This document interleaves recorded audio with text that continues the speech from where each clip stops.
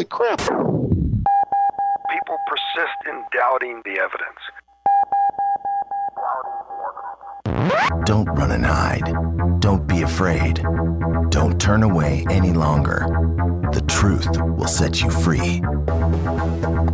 If the game is rigged, change the game. You're listening to Jimmy Church, Fade to Black. Game changer, game changer, game changer, game changer. The Game Changer Radio Network.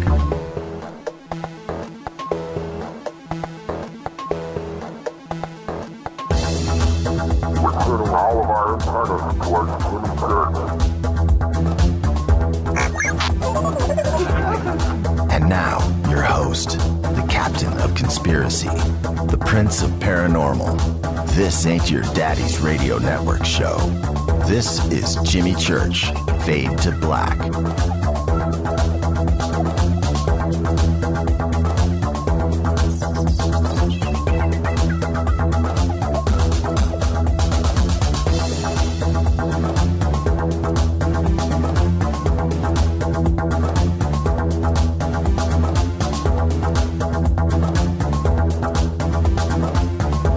What up?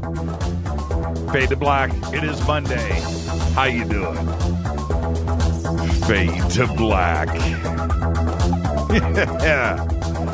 Bespoke radio for the masses.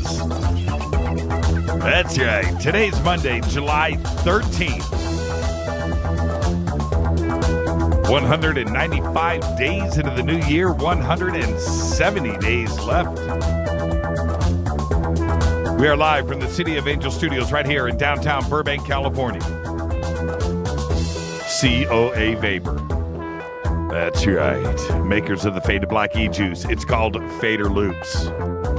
Doing it right now. Just go to the COA banner. JimmyChurchRadio.com. You can use the promo code Jimmy for the Fader Not special. All right. Let's go. It is Monday. Richard Dolan, man.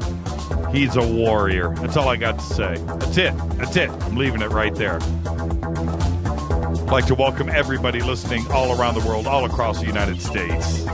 Hither and thither, to and fro, back and forth, up and down, east and west, north and south, far and near. This is Fade to Black for KJCR and the Game Changer Network and KGRA, The Planet. I am your oh so humble host. For the evening, Jimmy Church. What is cracking, everybody? Tonight,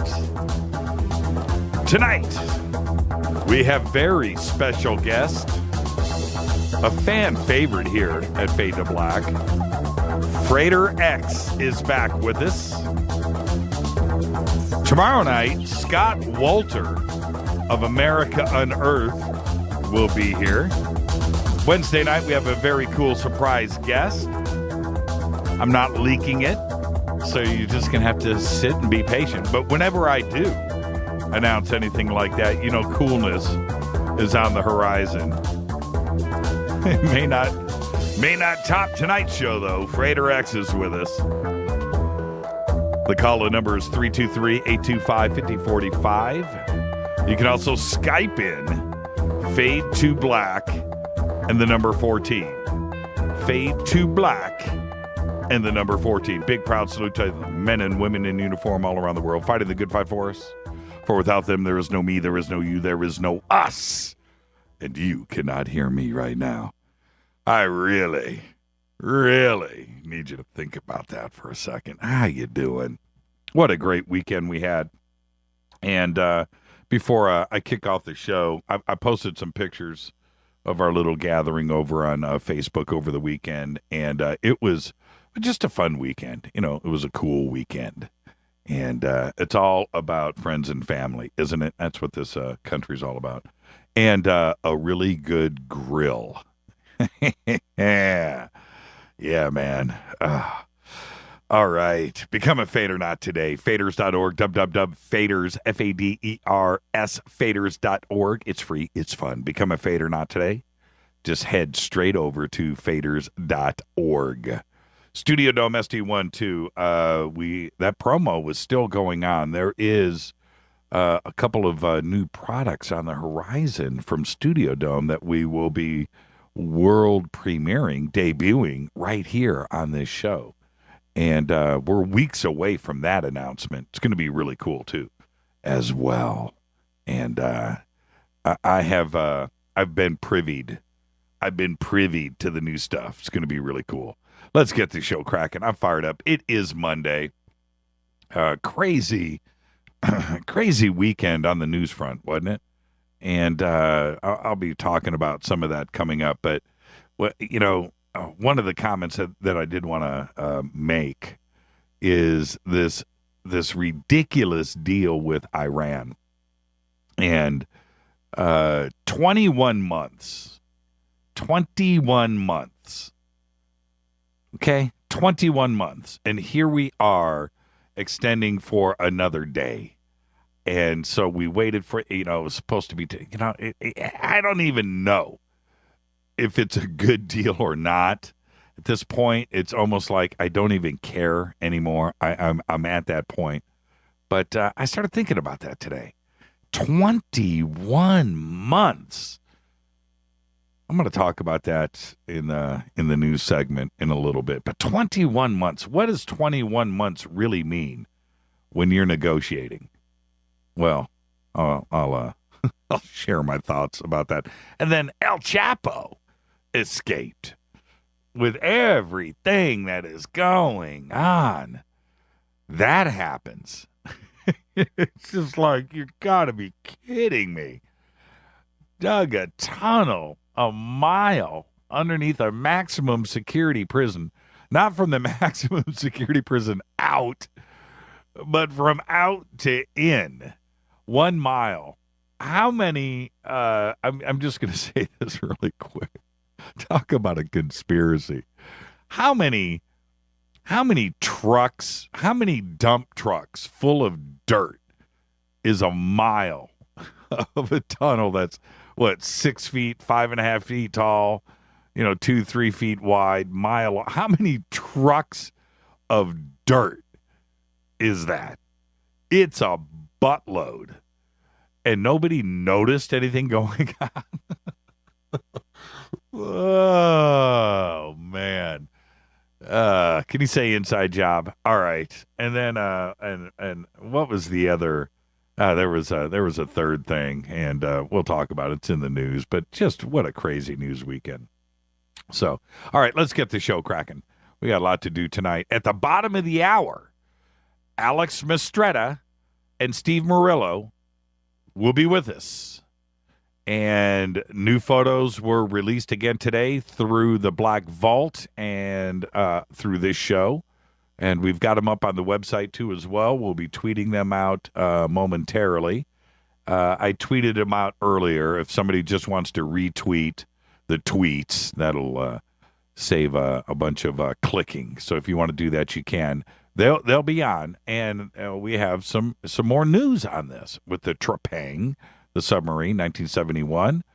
And looking at these photographs, and we're going to be talking about this with Steve and Alex, I'm still not sure what I'm looking at. Just when I thought that I had my head straight on this, well, I'm not even sure anymore. But we'll be talking to them about everything that has gone on. And, of course, Steve Murillo, anyway, has had some conversations with the Rear Admiral from the submarine, too, as a matter of fact. So we'll be discussing that as well at the bottom of the hour. This is a very fluid situation. We have stuff that has been breaking on this all weekend. And there you go. Mark just tweeted out some of the, we released, I think, 6 photographs today. So that's 3. That's the first set. Do the second set, too, as well, Mark. Get those out. Yeah, there you go. Man, incredible. And more on my thoughts on this when those guys get on the show. But it's very interesting to look at, isn't it? If anything else, I don't think there's any question that they are authentic photographs. It's what are they? And that's why we have just released everything out there to the world. And when I say we, I'm specifically talking about Alex Mistretta and John over at the Black Vault. Okay, all right, let's get this show cracking. Today, Harrison Ford is 73. I see a tweet question in our future. Cheech Marin is 69. And, wow, I thought he was older than that. Cheech Marin, 69. I wonder if does he still smoke weed? He would have never, well, would he ever stop? Our dead guy's birthday today is actor Bob Crane. 1928 to 1978. Died, murdered at the age of 49. Of course, he played Colonel Bob Hogan on the CBS sitcom Hogan's Heroes. The series aired from 1965 to 1971, and he received 2 Primetime Emmy Award nominations for his work in the series. Hilarious series, by the way. And then, everybody's dark past, especially then, too. It was before the internet. In June of 1978, Crane was living in Scottsdale, Arizona, and he was doing some type of a play, some kind of play at a playhouse. And on the afternoon of June 29th, he was found in his apartment after he failed to show up for a lunch meeting. He had been bludgeoned to death with a weapon that was never found. That's right. Though investigators believed it to be a camera tripod. An electrical cord had been tied around his neck, and to this day, his murder remains unsolved. Yes, he had a buddy of his that the two of them were videotaping some sexcapades, and allegedly all of the women that were involved knew what was going on, allegedly. But that's neither here nor there. What's crazy is how it happened, and to this day, it remains completely unsolved. Yes, what a way to go. You don't want to go out like that, and he did. Bob Crane. Moment of silence. Funny guy. Funny guy. Dark guy. Twitter. Let's go to Twitter right now. Harrison Ford's best character. Yeah, not your favorite. His best. Well, there's 2. You got Han Solo or Indiana Jones. And before you think, oh, man, but Star Wars, well, okay, but it's Han Solo. So was Indiana Jones a better character? Think about that. I want to see what you guys have to say on Twitter. Follow us on Twitter at JChurchRadio. Very simple. Hashtag F2B will get you into the sandbox. Harrison's best movie, The Fugitive. I didn't say best movie. I said best character, Jerry. Best character. Although The Fugitive was pretty screaming good. But then, you also got to go back and look at a couple of other things. Apocalypse Now, American Graffiti, those little stand-in, nearly cameo roles that he had done that were also really, really cool. You can email throughout the show, Jimmy at jimmychurchradio.com. Very simple. You can also go over to the contact page on the website, and you can email us there. Let's get the show cracking. We got a lot to do tonight. In a few minutes, we'll have Alex Mistretta in here, and he'll be joined with Steve Murillo. The Trepang 1971 incident will be what we're talking about. There is a lot of fluid stuff that is going on right now. Check out those new picks. This is Fade to Black. I'm your host, Jimmy Church. This is Bespoke Radio for the masses on the Game Changer Network and KGRA, The Planet. We'll be back right after this. It is Monday. Always good to be back in the chair with all of you Fadernauts. I'll be back right after this. Stay with us.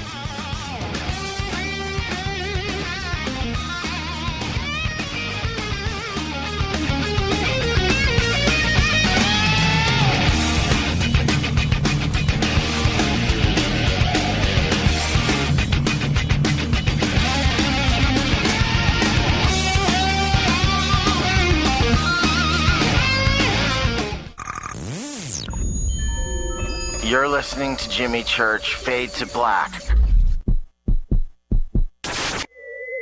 Fade to Black will now pause for alien identification.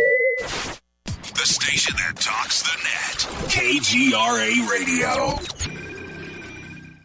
What's up, revolutionaries? It's me, Jimmy Church. Do you have an IRS or state tax issue? Well, I did, and I called national tax experts. My problems were fixed, done, fini, and man, I gotta tell you, it was a relief. National tax experts are a recognized tax office that services clients in all 50 states. It doesn't matter where you live. Give them a call. I'm telling you, they take the time to understand each and every client's individual financial status as well as their financial goals. And that's exactly what you need, my brother, when you're taking on the evil 3-letter. So, seriously, give them a call today at 1-877-909-5444. Again, 1-877-909-5444.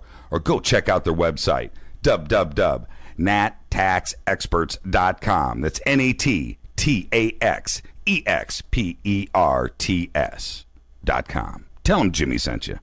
9 out of 10 geneticists agree. Fade to Black is not your father's radio show on the Game Changer Radio Network and KGRA, The Planet. Hi, this is Chase Kletsky with Fate Magazine Radio, and you're listening to Jimmy Church and Fade to Black on the Game Changer Network and the KGRA digital broadcast station, where the Fader-Knots rock.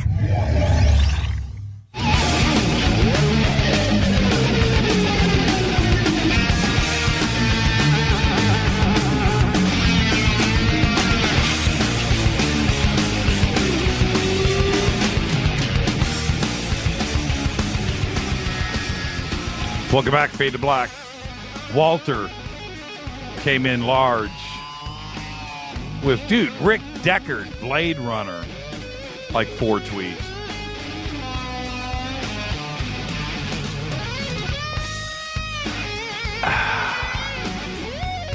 Yep, I just took my Power Bites. Oh, love my Power Bites. Love the smell of my Power Bites. Oh, yeah, nothing coated or hidden like corporate vitamins. Not with Power Bites. You can actually see the nutrients on every single tab. You can smell that quality. Power Bites, a complete multivitamin mineral formula designed to naturally boost your energy. Power Bites has the same good bacteria found in better yogurts. It helps you absorb all of those nutrients. And the Green Turtle Bay Vitamin Company are dedicated nutritionists and have been producing Power Bites for over 20 years right here in America. They produce high-quality nutritional, dietary, and health supplements in small, fresh, potent batches, and they ship direct to you. To order, just go to their website, energywave.com. That's energywave.com. Use the promo code KGRA and get free shipping on your order. There's a banner right now at jimmychurchradio.com. Click on it. It says right there, use promo code KGRA, or you can call 1-800-TURTLE-5, TURTLE5. Live operators are standing by, 1-800-887-8535. I got an email over the weekend, very passionate email from one of the listeners, and saying, amongst other things, Jimmy, do you really take Power Bites live on the air? I want to know. Just between you and I won't share that. I said, dude, wrote him back. Yes, I really do. Man, I do it live. I do it on camera. On this day in history, that's energywave.com. On this day in history, 1985, where were you in 1985? The Live Aid concert opens at Wembley Stadium in London. I watched it live. Did you guys watch it live? Wasn't there was Live Aid like Philadelphia, Live Aid, it was crazy. Live Aid was an amazing moment, wasn't it? And not only with that, but you remember they had that semi Led Zeppelin reunion. Remember that? It was actually pretty good. It was like one of the last concerts where Robert Plant sounded like himself. Anyway, 1985, Live Aid. Doesn't seem like it, but that was 30 years ago. This is 2015. Where did the time go? Frater fact. Even though the Voyager 1 spacecraft is traveling at 10 miles per second through space, it will take it 70,000 years to reach the nearest star. That's a Frater fact. Wrap your brain around that one for a second. 70,000 years. 70,000 smackaroos. All right, I talked about this, all the news that you know nothing about. I was talking about this at the beginning. One of the final sticking points standing in the way of the historic nuclear deal with Iran is the wording of the United Nations Security Council resolution, the wording of it, and the issue of conventional weapons, the embargo that is in place right now. And I'm just thinking to myself, 21 months, the talks, which have blown through repeated deadlines, one after another for the last 21 months, are going to be extended for another day until tomorrow. And I look at it like this. To me, it's been 21 months of concessions. Seriously. That's where my brain is on this. If you don't get it done right away, 21 months, almost 2 years, that's 2 years of backing down. I can assure you, Iran hasn't backed down. Nope. They have billions of reasons to keep coming back to the table and demanding more. There's a lot of ducks quacking in that pond. And the second that this deal is done and signed off and finished with the UN and the capitals of both countries, when everything is done, do you realize how much money, think about that for a second, is changing hands? I just don't know. I just feel it, that it's not about arms. And in 21 months, they could have almost built a bomb, and might have. And we're still going to pay them.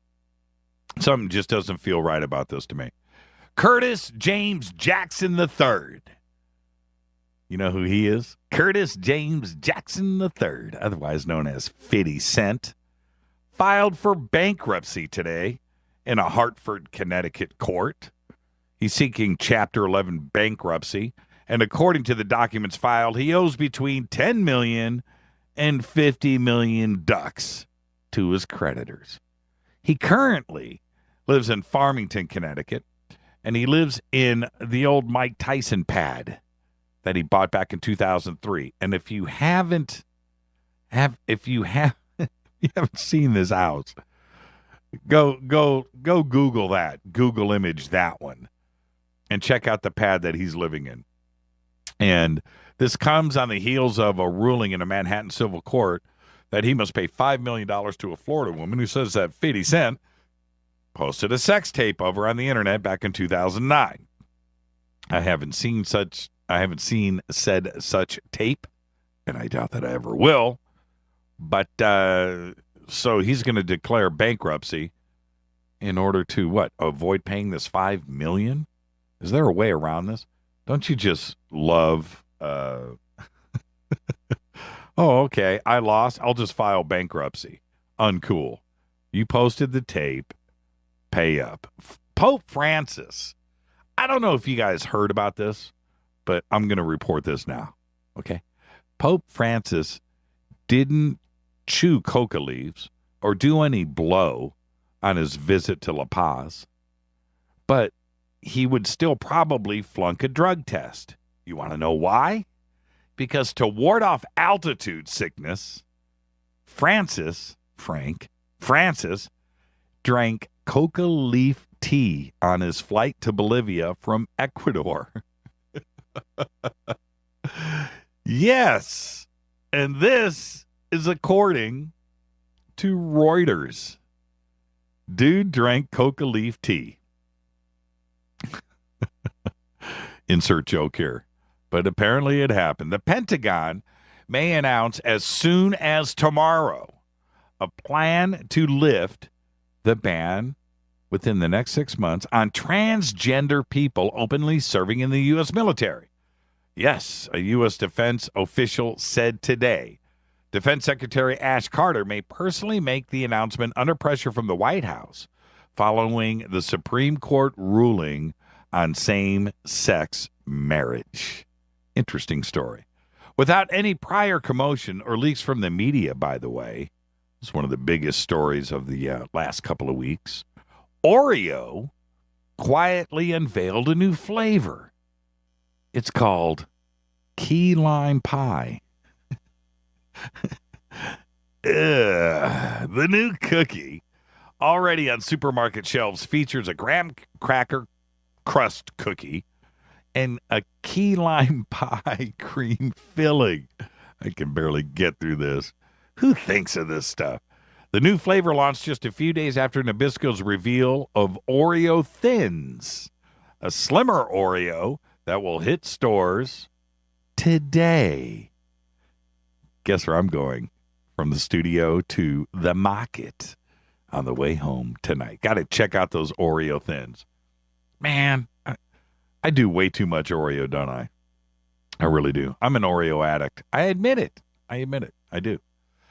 Oh, man. I think when I was a kid, I think one of the greatest inventions ever at that point in my life in the 80s was cookies and cream ice cream. I really thought that life was perfect at that point. A little-known mass extinction may have killed up to about 80% of all vertebrates on land about 260 million years ago, researchers now say. This catastrophic die-off coincided with the onset of volcanism in what is now southern China, which suggests a cause for this calamity. Now, the history of life on Earth is ominously interrupted by mass extinctions. Over the past 500 million years, 5 mass extinctions, at times called the Big Five, are each thought to have annihilated anywhere from 50 to 95% of all species on planet Earth. And now we may have 6. Interesting. 260 million years ago. The United States Air Force is taking steps to update the Cold War era B-61 nuclear bomb to Modification 12. That's right.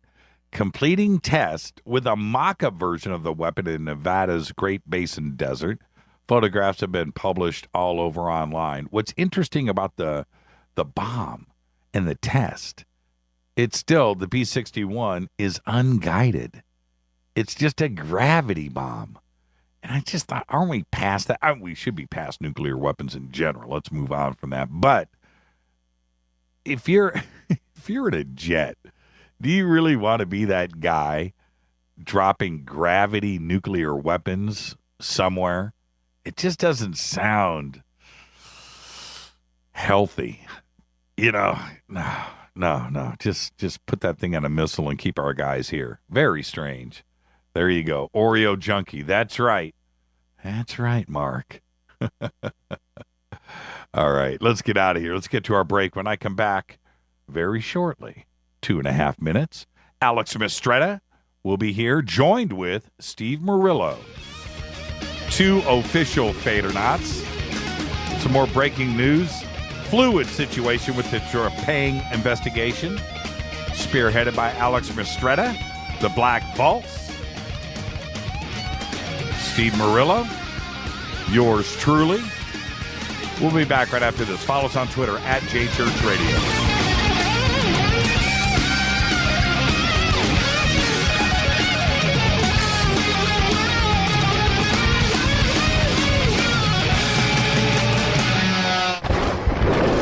This is Fade to Black with Jimmy Church on the Game Changer Radio Network and KGRA, the Global Radio Alliance. The station that talks the net. KGRA Radio. Hi, this is Jimmy Church of Fade to Black. Today, everybody, the Fadernauts and planet Earth is vaping. And I'm very proud to announce our very own e-juice. When we were approached by City of Angels Vapor about Fade to Black e-juice, I wanted to make sure that it was the very best and that the flavors were something that I could create myself. And we did just that. Introducing Fade to Black Fader Loops. This will take you right back to Saturday morning cartoons and your favorite bowl of Fruity Loopy cereal. Just click on the banner or go to www.coavapor.com. Enter the promo code Jimmy for the Fade or Not special. That's www.coavapor.com. Go back, Lee Tappy. Hi, this is Ray Hobbs here, repping the planet, and you're listening to my good friend, Jimmy Church, Fade to Black, on the Game Changer Network and the KGRA digital broadcast station. Imagine no longer being tied down to your computer, but having the freedom to take live talk radio with you anywhere you go. TalkStream Live introduces our first ever iPhone application. The talk shows you follow now follow you, and your iPhone is now the fastest and easiest way to stay connected to the best talk radio on the internet. Let TalkStream Live transform the way you listen to radio. Listen to live talk shows 24 hours a day, 7 days a week. Mobile talk radio from TalkStream Live. Now available in the iTunes App Store. This is Toby Kebbell. You're listening to JimmyChurchRadio.com. Don't hurt me, Jimmy. I'm only little. Hey, I'm Adrian Grenier. And this is Ari Gold. We're the Honey Brothers. Yes. We are of the Honey Brothers. Hey, I'm Adrian Grenier. And I'm Ari Gold. We're the Honey Brothers. And you're listening to Jimmy Church. The Revolution. Attention, all Fade or Not. Studio Dome has a special deal on their SD1 Bluetooth speaker. Just go to JimmyChurchRadio.com, click on their banner, enter the promo code Jimmy, and you get $40 off and free shipping on the SD1. It's voice activated, comes with a USB antenna, cables, and a carry bag. Never listen to your phone, tablet, or laptop speakers ever again. It's the only way to listen to Fade to Black. That's JimmyChurchRadio.com. Studio Dome banner, promo code Jimmy. Go back, Lee Tappy. This is Micah Hanks of the Gralien Report, and you're listening to Jimmy Church on Fade to Black, across the globe on the Game Changer Radio Network and the one and only KGRA Radio, The Planet.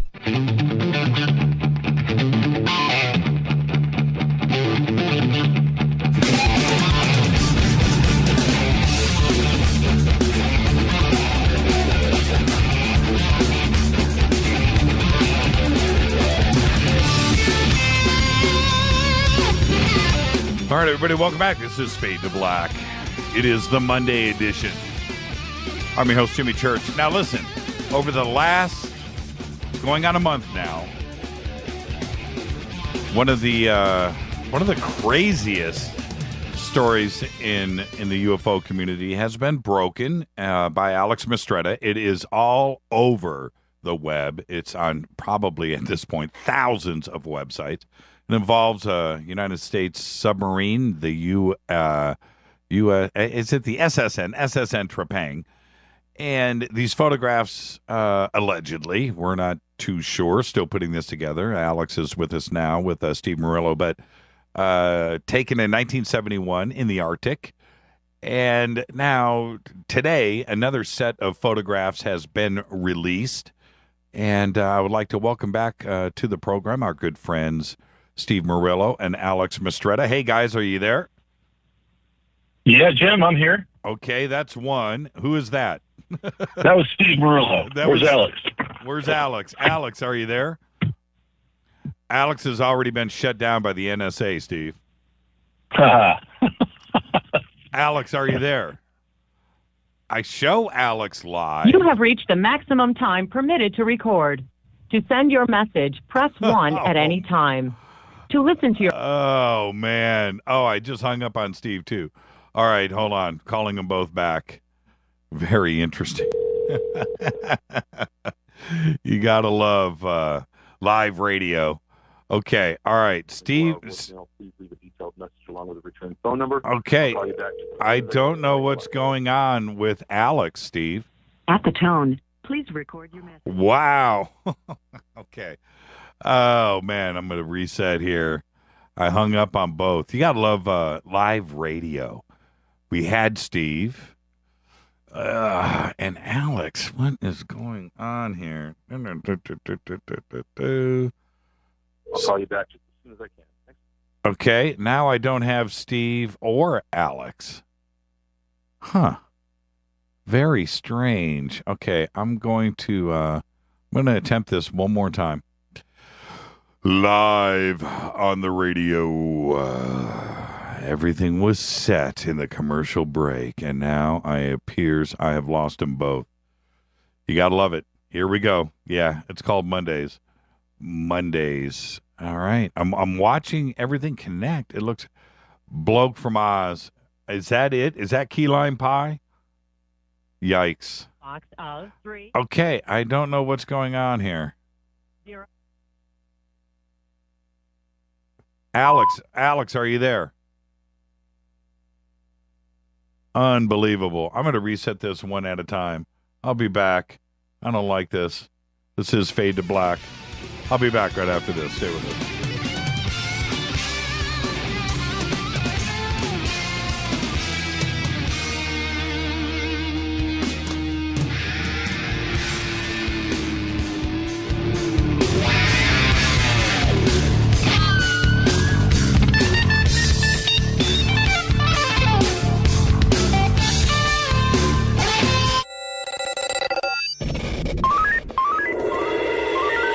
Way out here, we listen to Jimmy Church.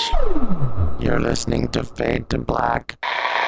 Always on the edge of the hottest alternative talk. Jimmy Church with Fade to Black. KGRARadio.com. Hey, everybody. What's up? Jimmy Church of Fade to Black. And check this out. The 2015 MUFON Symposium will be held this September 24th through the 27th in beautiful downtown Irvine, California. Expanding ufology, opening new doors in academia, industry, and media. Former Defense Minister of Canada Paul Hellyer will be there in person. Former CNN news anchor Cheryl Jones, TV news journalist Jaime Maussan, and MUFON's chief photo analyst Mark D'Antonio. They're just a few of the growing list of names for the 2015 event. It's September 24th through the 27th at the beautiful Hotel Irvine. Get your tickets today at MUFONSymposium.com. That's MUFONSymposium.com. Go Beckley Tepe. ¿Qué tal, mis amigos? Yo soy Mario Carson, el tiburón, y los invito para que escuchen a mi buen amigo Jimmy Church Radio. ¡Claro que sí! Did you ever turn to your radio for your favorite talk show to find that it's been preempted for this? In the air, to deep right center. Back goes Lewis to the wall, and it's out of here!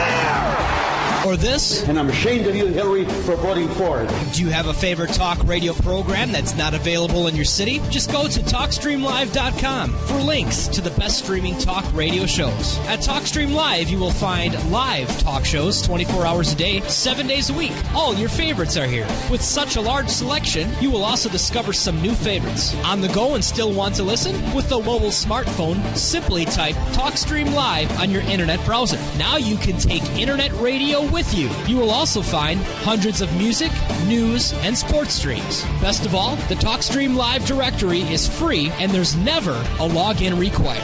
Remember TalkStreamLive.com, the fastest route between you and your favorite talk radio show. You are listening to Fade to Black with Jimmy Church on the Game Changer Network. Oi, oi, I'm Reese Evans. You're listening to Jimmy Church. This is Revolution. The revolution will not be televised. The revolution is on radio. Ciao.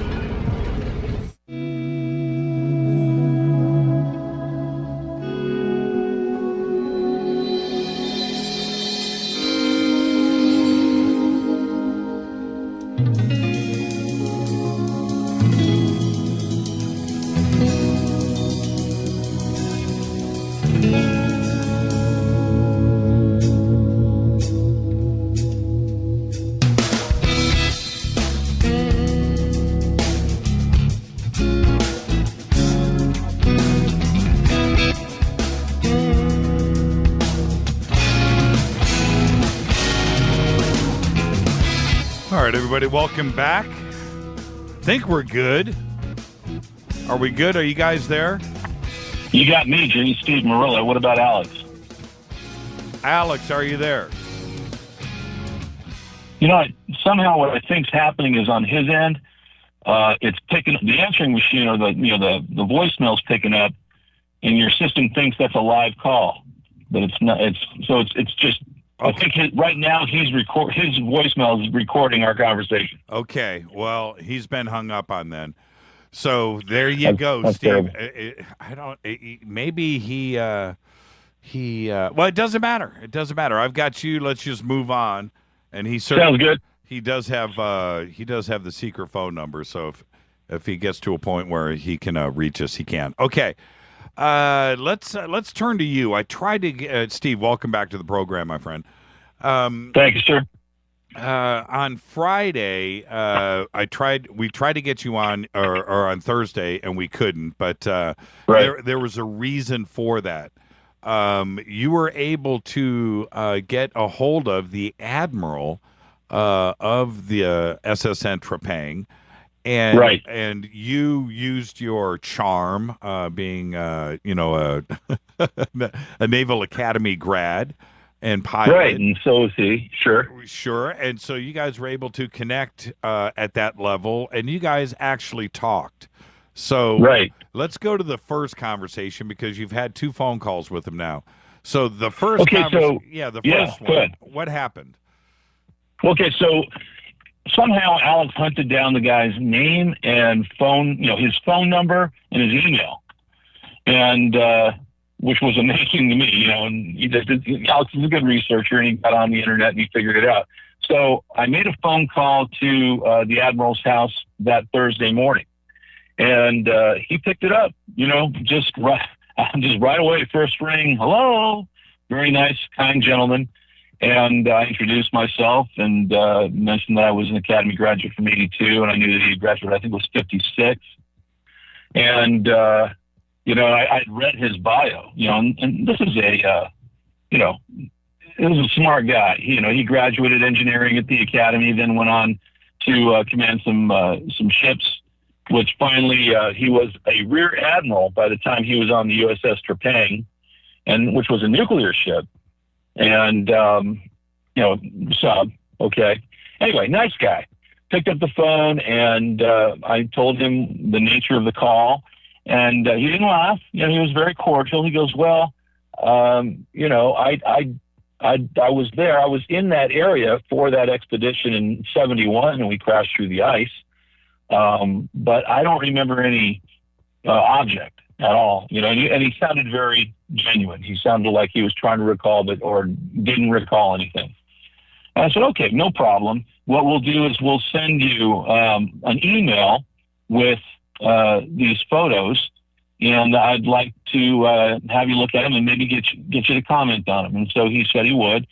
Unfortunately, the email that Alex provided was just a little bit wrong, just a little bit off, and so we sent the email, it bounced. And we figured that out later, that it was the wrong email. But then Alex kind of sussed out what was wrong with the email address. Changed this to that. And so we sent the email again. So then fast forward to the next day, Friday morning, I called again, and his wife picked up, and he was out.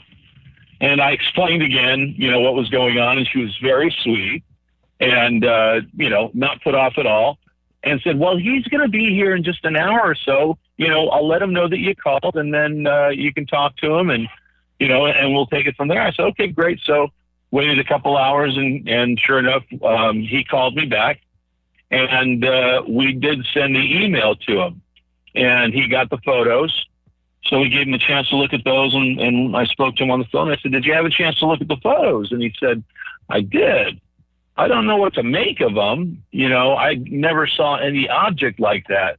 And I said, well, who on the ship might have seen this that you wouldn't have knowledge of? Like, was there anybody on the ship that perhaps this sort of information would bypass you? He goes, no, I was a skipper of the ship. Everything would have gone into the ship's log. It would have been reported. And apparently, periodically the ship, the sub will surface and then, make a report to, Atlantic Fleet or whoever they're reporting to, via wire, probably via satellite, DSP or something. But anyway, so he said, no, that would have been in the ship's log or in the ship's report, and I would have remembered something like that. And those are very peculiar photos. I think I would have remembered them, but no, I don't recall at all seeing these photos. He goes, and then he goes, how did you get into this? And he asked me how I got into the field of ufology, and I told him. And he listened to the whole story, and he said, okay, well, I wish you all the luck in the world, and I hope you figure it out. But I'm sorry I can't help you. And that was it. But to me, it sounded very sincere. It came across as an older gentleman who, just legitimately never saw anything like that. Why, if this was something that was used in the Navy, either a blimp or target practice or something, why wouldn't he have just said, this looks like a target balloon, this looks like a radio blimp, this looks like a targeting? He didn't recognize anything that he was looking at. Didn't you find that a bit strange? Well, yeah, he didn't. That was the one thing that I think Alex found strange, was that he really didn't comment on too much on the strangeness of the objects, or Now, I was in the Navy for 11 years, actually in the Marine Corps for half of that, but I went to the Naval Academy. I knew what was in the inventory. I mean, it just could have been some sort of a test, but there were no. I never encountered any kind of balloon that a sub might send up. Maybe this could have been a one-off experiment. I mean, if you look at the photos now, Jim, you look at there's that one where the object is vertical, almost vertical, coming out of the water. Yes, I'm looking at it now, yes. Okay, and that one looks just like a Trident missile. Of course, it's missing it's missing the nose cone and missing all the paint job, and it just looks like a cylindrical or weird shaped object lozenge-shaped long object coming out of the water. But the explosiveness of the water indicates some kind of forceful exit from the ocean, if it was in fact an ocean. The other photos are even, those indicate some sort of pyro, some kind of smoke, some kind of something burning, engine, petroleum-based something, I don't know, but there's some indications of, smoke from a fire or from some sort of fuel. Do you agree with that? Yeah, it looks like, yes, the answer is yes. I have, in these two new photos that were released today, I agree with, it looks like what would happen when a Trident or Polaris or whatever is shot out. Polaris, yeah. Yeah, is shot out from the ocean, except this is about probably 100 times as large of a vehicle. That's because the water spray, I went back and looked at some Polaris shots and Trident shots, and when you look at those, you can see the water is smaller and more distinctive. This is a much larger spray in magnitude. It's just larger. Right. The detail on the water looks different. But in this one, in the vertical photograph, there's a strange object right above it that is cone-shaped, triangle-shaped, that is either came out of the water in front of this, but I don't see any water spray around this object. And this object is like peculiar, just right there. And then in the second photograph, you can see it, and it's also there, and it's got a slightly different shape, but it hasn't moved. It's still in the same spot in the air. There you go. Now, so here's what we can ascertain from the next few photos. The thing is almost horizontal to the water, and there's smoke around it. So this thing was not moving at any high speed at that moment. Right. Yeah, maybe in the vertical photo, it was crashing out of the water. It was leaving the water, going into the air.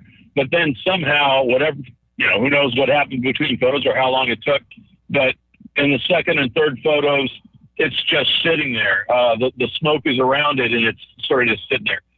Now, what would be awesome, Jim, if there are any people in your audience who are expert photo analysts, and we'd love to find somebody who was in intelligence whose job it was to look at, say, satellite photos of enemy encampments and things like that, and ascertain where troops are and things.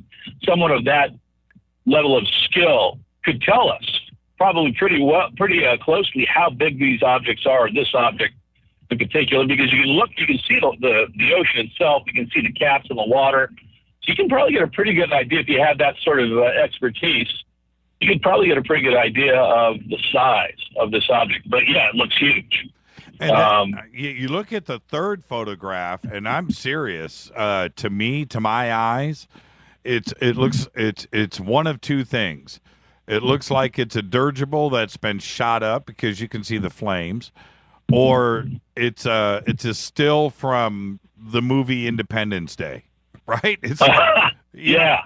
That's what that one looks like. And that one looks like it, yeah. That is a lot of smoke. So, I mean, that's a lot of smoke. That would have to be a barrage of artillery fire being fired at this thing. If that is... Never thought, you know what, Jim, I never thought about us shooting at the thing and trying to take it out. That would explain the pyro. Yep. You know, and who knows? Maybe that's what it was. I know. That's crazy. I never even thought about that. You know, here's the spookiest photo is the one with the little red dots on the. There's like a lot of smoke around the object, and these little red dots, 2 little red dots. That one's kind of eerie looking. Yeah. You know? Yep. The whole thing. You know, I've looked at I was the director of MUFON LA for 13 years, and I've never seen photos this strange and this clear, you know, this detailed and stuff. I mean, you always get these little round balls and things like that, you know, every now and then a triangle, but these are cool. These are cool photos. And that's why the UFO community is kind of taken off with this thing. That's why it's become kind of viral. I mean, I know, what's the gentleman's name with Third Phase of the Moon? Just trying to get a hold of Alex, you know, everybody wants him now, you know, because he's got the goods. Right. Or at least it looks like it to this point. You know, who knows? Maybe somebody will step forward and say, no, it was this or that, and come up with some reasonable explanation. But it really is quite the mystery right now, and it's really a lot of fun to try to dig into it and figure out what this thing is or what these things are. Because then there's that one, which is a triangle. You know, what's that all about? It's kind of cool looking, like a little triangular. And I know many of your listeners have already jumped on and seen these photos and know what I'm talking about. Yeah. We've seen them so many times. And then the one, the one with the ship off in the distance that's got the, it's like the cone shape is turned sideways. Mm-hmm. That one is pretty weird. And then if you look right above it, in the photo that was released today, you look right above it, and there's another object above it. It's, you know, you're picking up detail that I haven't seen, so good for you. I mean, I didn't notice these the other little objects, so good eye. You know, I'm looking at it on a very large monitor, but this other shot. Let me hold on here. Let me see. Yeah, the one that Walter just posted in Twitter. If you take that shot, but take the high res one that was just released with the periscope on it. And you look at that, there, right above it, right? I don't know what the distance is, half mile above it. There's an object right there, right in the shot. So this is a cool set of photos. Now, what do you think? Why didn't the admiral say anything about the fact that it was a periscope? You know, with the periscope image, I don't know what you call the lines on a periscope, but... You know, I should have asked him that question. I should have asked him, Admiral, can you verify if these were taken through if they appear to be taken through a periscope lens? Can you at least verify that and see what he said? He'd know. You know? And I just find it strange that a rear admiral in the Navy technically has seen it all. And why wasn't he able to dismiss all of this? I mean, that's the obvious thing where he would go, you know what, this is a X322BX target blend. Right. It was it was a top. And the other thing I'm sorry, go ahead. It was a top secret project in 1932. You know, what happened? Well, you know, here's the thing, Jim. You don't rise to the rank of admiral by giving away secrets, or you know, now or then. You know what I mean? Yeah. A person like that, you know, we're trained to keep secrets, and we're trained from right in the beginning. If you want to keep a secret, don't tell anybody. And a person who rises to the rank of admiral and beyond, like he was a rear admiral, I think, you have a high sense of duty to the country. Not just it's not just keeping a secret. It's protecting the country. So he would have that sense of duty now anyway, and he could easily, we're also trained to keep very cool under pressure, and he could very easily, even if he had recognized these photos, and I'm not implying that he's a liar in any way, shape, or form, but he could. If he was keeping a secret, he could do it. And make me believe that he really didn't know. That's just totally possible. I'm not saying that I think that that's what it is. I think he was telling the truth. I think he literally or legitimately had never seen those photos. But, I could be fooled is what I'm saying. Well, the good thing, the great thing that Alex and John and you and, certainly myself are very aware of is that, what just happened last month in May in Mexico City, we're not going down that road with this. This is being thrown out into the public.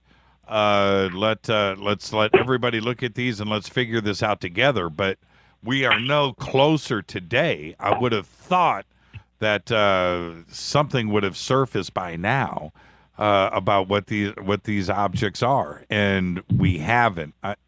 I do know this. My eyes tell me that these are real photographs. That's the thrilling part. They are very interesting to look at. They're very fun to look at, and in a weird way, they're very sinister to look at too as well. I agree. That one with the little red things gets me. I don't know why. It just gets I know.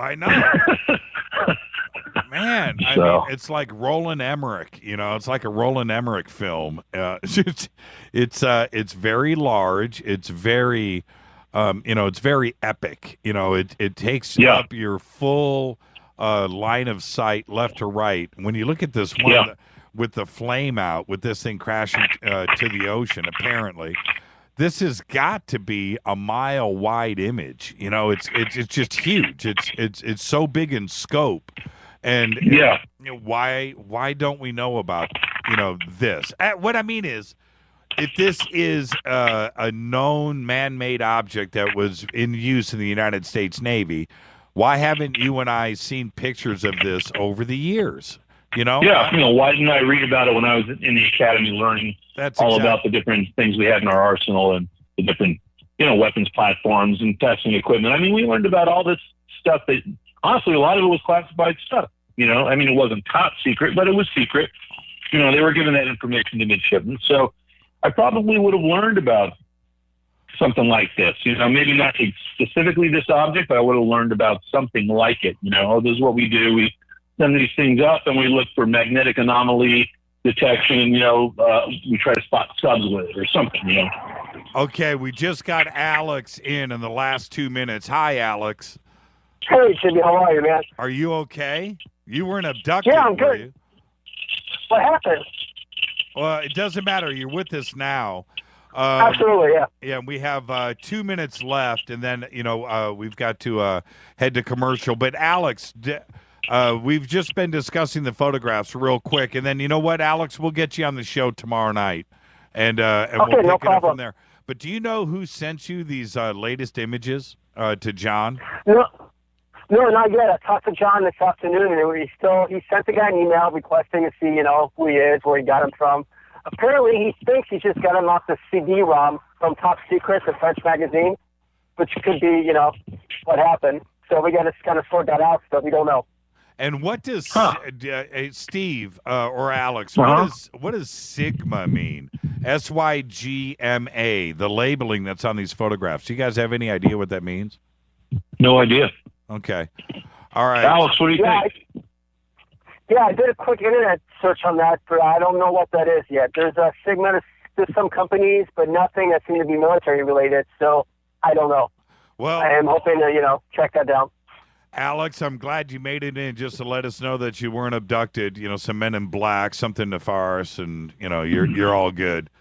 Hey, so you guys, it looks like we may do a little clandestine research mission this Saturday, and I'm not ready to announce it. I don't want you two guys to announce it yet either until things are written in stone. But we may be heading out to go do some investigating this weekend. So a little field work. A little field work. Little field work. So more on that maybe tomorrow or Wednesday when we're a little bit closer to announcing it. But thank you both. Okay. Alex, this is one of the craziest fluid stories that's going on right now. And on behalf of all of us, thank you for everything that you've been doing. Yeah, thanks, Jimmy. Thanks for having this forum so we can get this out there. Thank you, Alex. Absolutely. Thank you, Steve. Yep. Thanks, Alex. Thanks, Jim. I'll talk to you guys. All right. I'll talk to you guys. Man. Bye. Thank you. See you. Bye. Alex Mistretta, Steve Murillo. Good to know that Alex was actually okay. And he didn't actually say what happened. I don't know if I want to know. This is Fade to Black. When I come back, Frater X is with us. This is a crazy story. SSN Trepang. I'll be back right after this. Stay with us.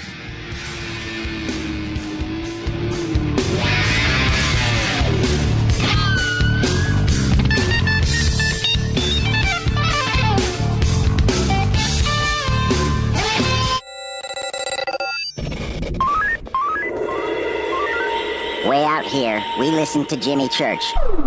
You're listening to Fade to Black.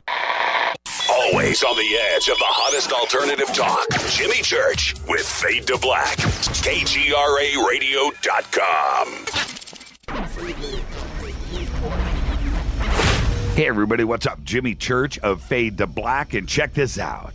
The 2015 MUFON Symposium will be held this September 24th through the 27th in beautiful downtown Irvine, California. Expanding ufology, opening new doors in academia, industry, and media. Former Defense Minister of Canada Paul Hellyer will be there in person. Former CNN news anchor Cheryl Jones, TV news journalist Jaime Maussan, and MUFON's chief photo analyst Mark D'Antonio. They're just a few of the growing list of names for the 2015 event. It's September 24th through the 27th at the beautiful Hotel Irvine. Get your tickets today at MUFONSymposium.com. That's MUFONSymposium.com. Go Beckley Tepe. ¿Qué tal, mis amigos? Yo soy Mario Carson, el tiburón, y los invito para que escuchen a mi buen amigo Jimmy Church Radio. ¡Claro que sí! Did you ever turn to your radio for your favorite talk show to find that it's been preempted for this? In the air, to deep right center. Back goes Lewis to the wall, and it's out of here! Or this? And I'm ashamed of you, Hillary, for voting for it. Do you have a favorite talk radio program that's not available in your city? Just go to TalkStreamLive.com for links to the best streaming talk radio shows. At TalkStream Live, you will find live talk shows 24 hours a day, 7 days a week. All your favorites are here. With such a large selection, you will also discover some new favorites. On the go and still want to listen? With the mobile smartphone, simply type TalkStream Live on your internet browser. Now you can take internet radio with you. You will also find hundreds of music, news, and sports streams. Best of all, the TalkStream Live directory is free and there's never a login required. Remember TalkStreamLive.com, the fastest route between you and your favorite talk radio show. You are listening to Fade to Black with Jimmy Church on the Game Changer Network. Oi, oi, I'm Reese Evans. You're listening to Jimmy Church. This is Revolution. The revolution will not be televised. The revolution is on radio. Ciao.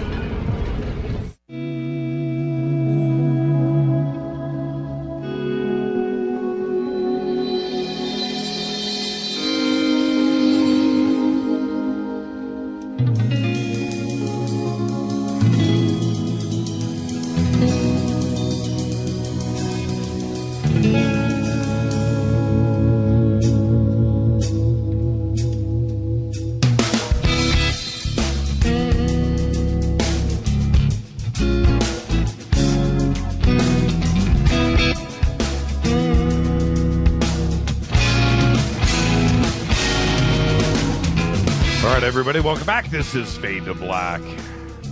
Yeah, the SSN Trepang. Interesting story and great research by Alex Mistretta, Steve Murillo, John Greenwald over at the Black Vault. We're going to get to the bottom of this. It is a mystery. Tonight, we have a very special guest, Frater X, back with us. Tomorrow night, Scott Wolter of America Unearthed will be here. And Wednesday night, we have a very cool surprise guest. We'll announce that on Wednesday. But tonight, it's Frater X, and he is an artist and published author of both speculative fiction and critical research. He is a lecturer and prolific analyst of hermetics, esoteric philosophies, occult sciences, and mystery traditions. As a former member of 9 different esoteric orders, including the Knights Templar, the Knight Masons, Order of the Sword of Bunker Hill, the Masonic Rosicrucians, and the Ancient Order of Druids, he is recognized internationally as an expert in secret societies and occult orders. His current presentation is titled The Ghost of the Nephilim, which he will be discussing at the upcoming Back to the Future conference in Austin, Texas, and that is July 30th through August 1st. His research and discussion on this and all related subjects has been presented and well received worldwide. His work can be found at middlechambermedia.com. Middlechambermedia.com. I'd like to welcome back to the program our good friend, Frater X. Frater, how are you tonight? I'm doing great. How are you, Jimmy? I'm doing great. You know, it's funny. Frater X, and I always want to say Racer X, only because you don't say racer. It's always Racer X. You got to do both. So with you, is it Frater X, or do you ever cut it short and just go Frater? Oh, yeah, sure. People refer to me as Frater or FX, I usually when I sign stuff in social media, I just throw FX up there quick, but it is a statement in and of itself. Just the title, taking on that persona of Frater X was a deliberate move on my part, trying to invoke all kinds of different things at once. The idea of being a brother of initiate of all these different fraternal orders, the root word of frater, fraternal, brotherhood, and then the Citizen X, Malcolm X, Activist X, Mr. X, the idea of, remember Mr. X was Fletcher Prouty, the Donald Sutherland character in JFK. That was Mr. X. Right. Who was like the deep throat of that whole, situation, revealing all the information to Jim Garrison, giving him all the dots to line up. He was the one that was sent by the government to New Zealand, and he got all those newspaper headlines way ahead of time that already had Oswald identified as the shooter. Impossible, defying the time and space. But of course, that was his way of realizing that it was deliberate, a deliberate cover up. So the JFK movie was a huge milestone in my personal journey that led me to where I'm at today. And this whole subject of the Nephilim and the fallen ones, the angels that come down from Genesis chapter 6 and their offspring, the deal they struck with ancient humanity to exchange knowledge and technology for human females and access to the human gene pool. This is huge, Jimmy. This is actually one of the root motivations that got me to go into the lodge, to overlook and overcome my fears of what I might find in the lodge and go in there and find the truth, because it was being alluded to, and everything I was researching, they were alluding to this knowledge of the Nephilim and this presence of spirits, of disembodied spirits in the ritual occult orders. So that's what I was seeking. That sounds like a huge, broad stroke of the pen in research. I mean, it's just a large subject. It doesn't sound narrow. Yeah, it's comprehensive, definitely, and it is a broad stroke across so many lines. It makes, when you create a context that you apply, coming from this vantage, from this perspective, to our society and our history as a people, as a country, as a nation, as their civic mythology, it changes it. It's a game changer. It just changes everything. Okay, well, what tipped you off to go in that direction? Something happened where. What was it? You read something, or did somebody say something to you? Well, one of the first things that tipped me off was when I was researching the origins of the extra biblical works, the books outside the Bible. I was raised a Catholic, and then when I turned about 18, I left the church and joined a Protestant church. that was totally geared towards living like that book of Acts, living exactly like the book of Acts, sharing all things in common, a community-type church, very hardcore Christian fundamentalism. And I went into that straight out of the Catholicism as a seeker, trying to understand. Well, after a couple years in that, I realized that the system as it was being interpreted was a thought-stopping system that didn't really, it sort of frustrated my individuality, and I walked away from it. But when you walk away from a system like that, the followers within there, they don't let you go easily. They leave you with a lot to think about. And one of the things that was being presented to me was if I walked away from this, that I was grieving the Holy Spirit, that I was betraying the gospel, and that I was going to, be damned for it. Basically, it was what was being implied. So I went on a lifelong search at just about 20 years old to try to uncover all the truths about the gospels and about the scriptures and about everything related to religion. I studied all the world religions. But what I found out was there was this secret tradition that ran sidecar alongside the mainstream story of most religions, really. But the one that interested me was the one I was raised in, was Christianity. And so from there, I began to realize there was these stories in ancient times, and then moving up even into more modern times, the Renaissance and the Enlightenment. Like, for example, in the 18th century, there was a Freemason named James Bruce, who went from Scotland to Ethiopia, and he wrote a book called In Search of the Blue Nile, and it was supposed to be a quest to find the source of the Nile River. What he ended up doing was, though, he ended up camping himself in the Ethiopian court at that time in the 18th century and gained access to the sacred works within their libraries, and among those works was the Book of Enoch. And another book there, too, the Kebra Nagast, which was the Ethiopian Bible. It was also adopted by the Rastafarian religion. But inevitably, what he found there was a whole different, it was filling in the blanks. It was the story between the verses in Scripture, the lines of Scripture in the Old Testament, especially from Genesis chapter 6, which alluded to humanity engaging in this contract or this deal, this agreement, where they traded knowledge and technology for access with the fallen angels, the fallen ones, for access to human females. And the knowledge and the technology that was traded was, in fact, a lot of the occult hermetic sciences and dark arts that still exist to this day, but some of them don't. But all through history, what we know of. He found the Book of Enoch in Ethiopia, which is fine, but that's the question. He found a translation of it, and then he stole it. Basically, he stole that and the Kebra Nagast, the original books, and brought them back to the Royal Museum in London. I think they still are there to this day. Well, that was my question. Was it what language was that Book of Enoch found? That he found? It was originally, I think, in an Ethiopian script. He had to translate it, and that was why he had constant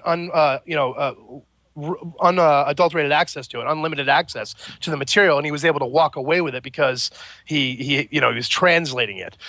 So he kind of just put all his notes in the bag and walked out the door. But the really exciting or interesting, remarkable point is that my study of early Freemasonic rituals, especially in the 18th century, right before Bruce goes and finds this Book of Enoch, there are so many allusions to the Enochian legend within the rituals, especially the higher degrees above the third Master Mason degree of the Blue Lodge. You get into what we call the cryptic degrees, those degrees related to the crypt, and the legend being that Enoch himself descended. God revealed to him his true name, a word, in a dream. And Enoch descends virtually through 9 arches into a subterranean vault, which contains a golden delta, a triangular plate, upon which is written the name of God. So Enoch replicates his dream in real life on Earth, and he basically finds a site where he puts a crypt below archways with a golden delta on it, and he hides this. And that site becomes the center of Solomon's temple, rediscovered later on in the ruins during the excavations for the first temple and again for the second temple. But the ruins were thought to be of an ancient pagan temple when the first temple was built, but they were actually a temple that Enoch had constructed. And so what was this mythos that is transmitted in the Freemasonic ceremony is this idea of the rediscovery of that which has been lost. When you say Golden Delta, it kind of puts chills down my spine. Describe that. It would be a triangular golden plate, which probably had the tetragrammaton or something equivalent etched into it, placed upon a marble pillar on a tessellated pavement floor with black and white checkerboards, just like you'd imagine in a Masonic plate from the 19th century. Yeah. Really? That's all I got to say. Really? So then we ask, well, what's the big deal, right? Well, right. What's the point? Why is it so important to know about this stuff? Well, it turns out the relevance of the story of the Nephilim and the Watchers cannot be more, made more clear how important it is. It cannot be made more clear how important this is. Because it turns out that this is, in fact, at the root of the cause for the flood. When you look at the extra books like the Book of Enoch, the Book of Jasher, the Book of Jubilees, the Book of Noah, these are all books that are extra-biblical, apocrypha, or pseudo-epigraphia. And people oftentimes will bemoan the use or the application of scriptures from these sources. But I would remind everyone of the history of the creation of the Bible. Because we know that over and over again, there were people placed in positions of power who took it upon themselves to rewrite and retranslate the scriptures, all the way back to the time of Ptolemy in Alexandria. He put the 70 scribes, the Septuagint. Those were the 70 scribes, the 5 books of Moses. And then after that time, when the fall of Jerusalem in 70 AD, the Flavians, that would be Vespasian and Titus, they seized all the biblical scholars of the day, rounded them up, and put them all to work, modifying the existing religious system into a state-run system of control. And this goes along with the work of several different amazing researchers. One of them is Professor Robert Eisenman, who was one of the original Dead Sea Scrolls scholars. And he wrote a book called James, the Brother of Jesus. This is a 1,000+ page tome that I don't recommend anybody attempt to read, but you might want to read commentaries or excerpts from, and he's written a lot of other books about the Dead Sea Scrolls. But basically, another author and researcher is Joseph Atwill, who wrote a book called Caesar's Messiah, How the Flavians Invented Christianity. But these books are so important because they paint a picture that has not been adulterated by 2,000 years of ecclesiastical histories and dogma and doctrine of the church, because the Dead Sea Scrolls and the Nag Hammadi Library from Upper Egypt, discovered in 1945, Dead Sea Scrolls discovered in 1947, these were almost 2,000 years out of the loop. Okay, so there was no church leadership, no magisterium, no scriptoriums of experts messing with this and retranslating it over the course of thousands of years. Now, the first thing that a fundamentalist Christian will say to me is, well, isn't it that the will of God, that the work that we have, the Bible is the will of God. What we have is the Word of God written down. He guided everyone's hands. Well, I'll say, okay, if we're going to make that claim and if we're going to use that as our standard, I would propose to everyone the same standard must be applied to the Dead Sea Scrolls and the Nag Hammadi Library because they were discovered. Therefore, it was God's will. And that same principle, that same idea, it's in the public now, right? But turns out the first 10 scholars of the Dead Sea Scroll, the guys that were put in place and a few women to translate this, they all went on to produce guys like John Allegro, James Robinson, and Robert Eisenman, Elaine Pagels, Hugh Schoenfield. These are all professors. They all went on to produce radical and controversial works interpreting early Christianity. Hugh Schoenfield wrote a book called Passover Plot. Okay, just the name alone is telling. And it basically describes a whole different version of the gospel based on his research of the Dead Sea Scrolls. James Robinson put out the Nag Hammadi Library, which gives you so many other gospels and apocalypses and letters of other origins that just completely changes the whole frame of it. But what they all have to say, one of the main statements, especially in the Dead Sea Scrolls, was the idea that Jerusalem was overrun by what the Gnostics called archons, and what we can also call the Watchers. This is just the synonymous word. In the Book of Enoch, they were called the Watchers. In the Gnostic material, they were called archons.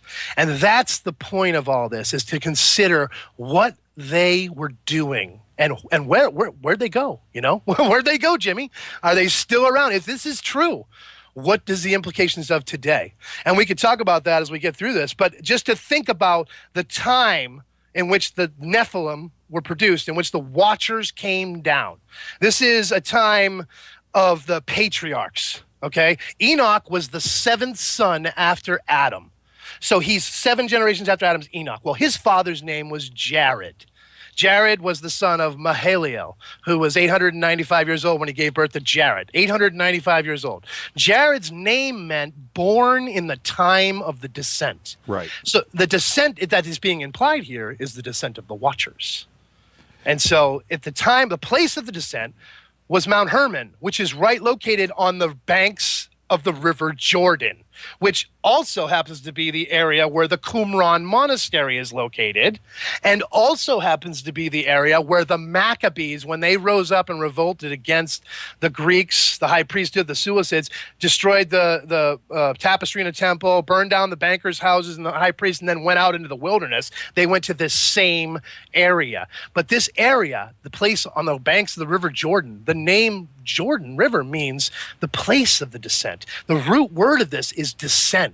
What was descending, right? Well, it just so happens in the Freemasonic ritual of the 3rd degree, when you're made a Master Mason in an open Master Mason's lodge, once you've been raised and and been welcomed into the lodge, they recite a verse from Scripture that says, like the dew of Mount Hermon that came down upon the mountainside, like the oil that came down on Aaron's beard. And it goes on like that. It's making a reference to this spot. And I believe that's one of those hidden assertions or hidden implications that when you look at the whole ritual, if you have the whole ritual laid out, you can connect the dots on these things. But what we have is a story in which the Watchers came down. In Genesis chapter 6, it tells us that they came down and they made a deal.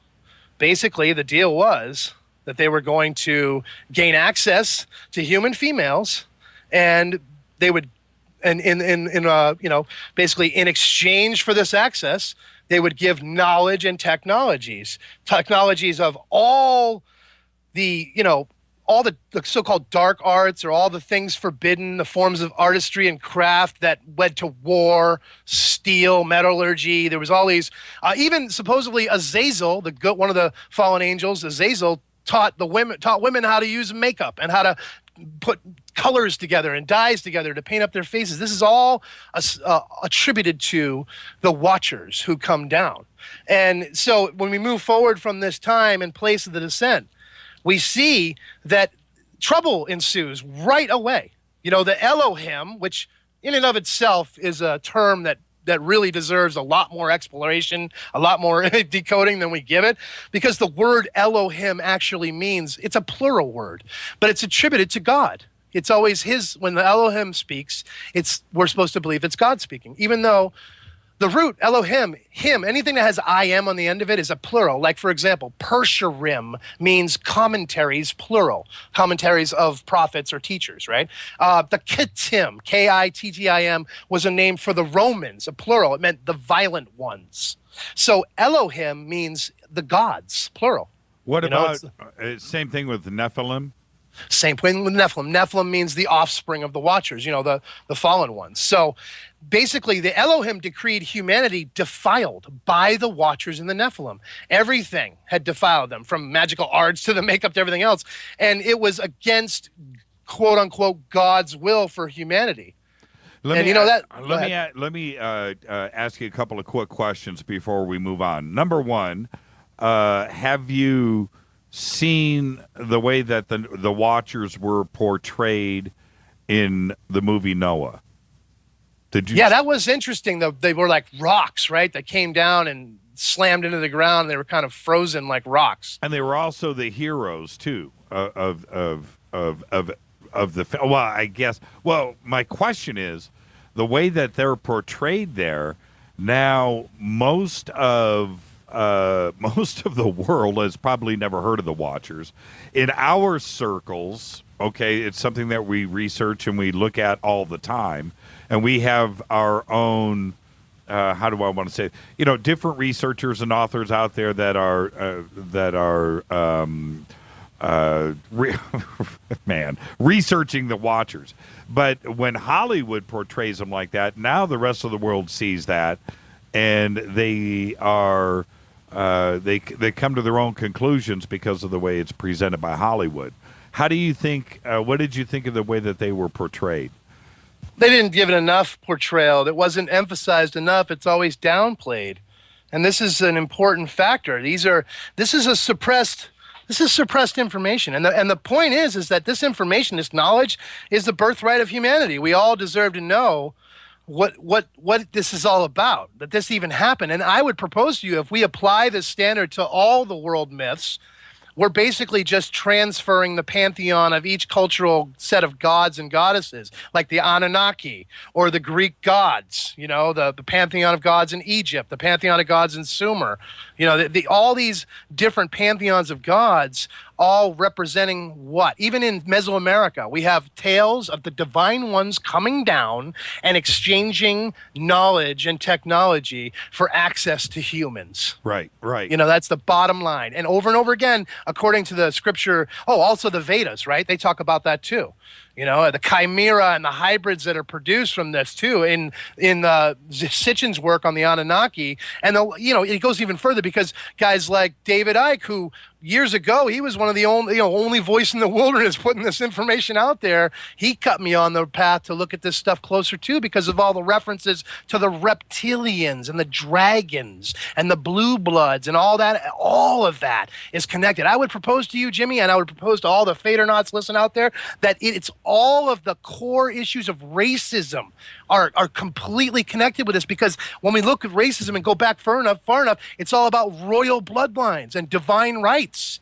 So where is this all coming from? If you look at the material of The Dragon Legacy by Nicholas DeVere from Book Tree Press, this book is a revolutionary thesis to everyone, that the stories and tales of Tolkien are actually based on reality, that there were actually elven races and vampiric races, but it wasn't like Dracula, like the Hollywood version. It was like an actual dragon, quote unquote, dragon brotherhood or bloodline of individuals that were born to rule, quote unquote, and they assumed that authority and took that right. And that's where we have all the royal, the stories of the royal bloodlines going right up to today. And isn't it remarkable in our American political sphere that we have all these candidates for president that have connections to these same bloodlines, right? And isn't it also remarkable, Jimmy? I'm sure I had my 14-year-old son said to me the other day, what year are we living in, Dad? Is this 1990s or is this the 21st century? Because we've got a Bush and a Clinton in the candidacy for the president. We've got Jurassic Park in the theater, and there's a new Terminator movie coming out. Yeah, right. Your son, right? Yeah, Indiana Jones is right behind it. But let's back up a couple of steps here, and I want to stay in focus. Sure. What dating do you have for the Book of Enoch? Okay, the dating of the Book of Enoch. This is a difficult answer. Mm-hmm. It's difficult. Now, when you say, what do I have for a dating for when it was written? Well, is that what you're talking about, or are you talking? Because let's say this: the Book of Enoch is mentioned in the New Testament. Jesus, in the words of Jesus, he mentions the Book of Enoch and Enoch dozens of times. It's referred to.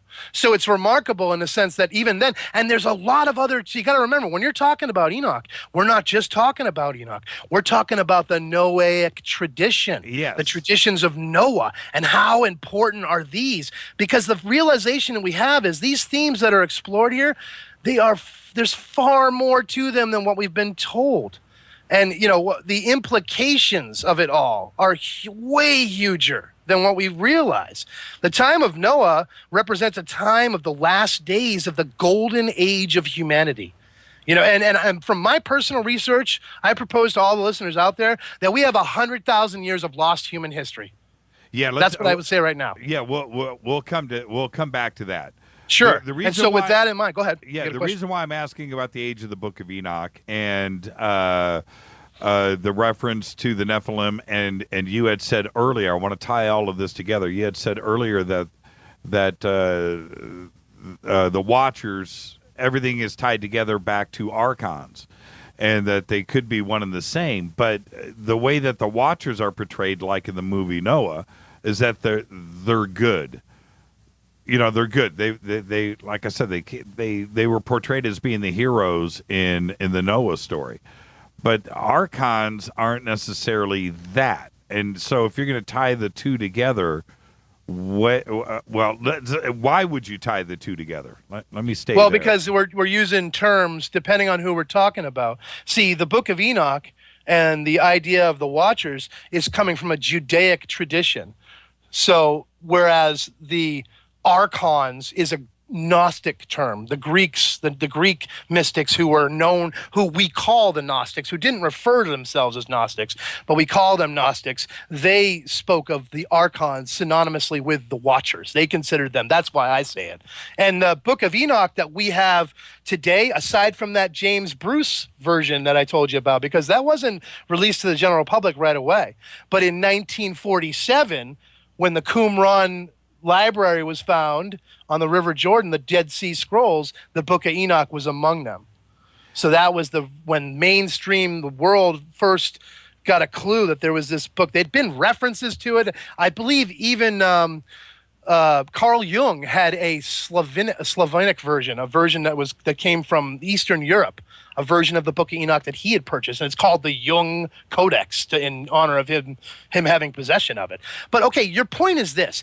All right, so the Watchers are portrayed this one way in Hollywood, which right away we're going to have to call, suspect, right away, because of the way that things are portrayed in Hollywood over and over again. Right. But misportrayed, as the case may be.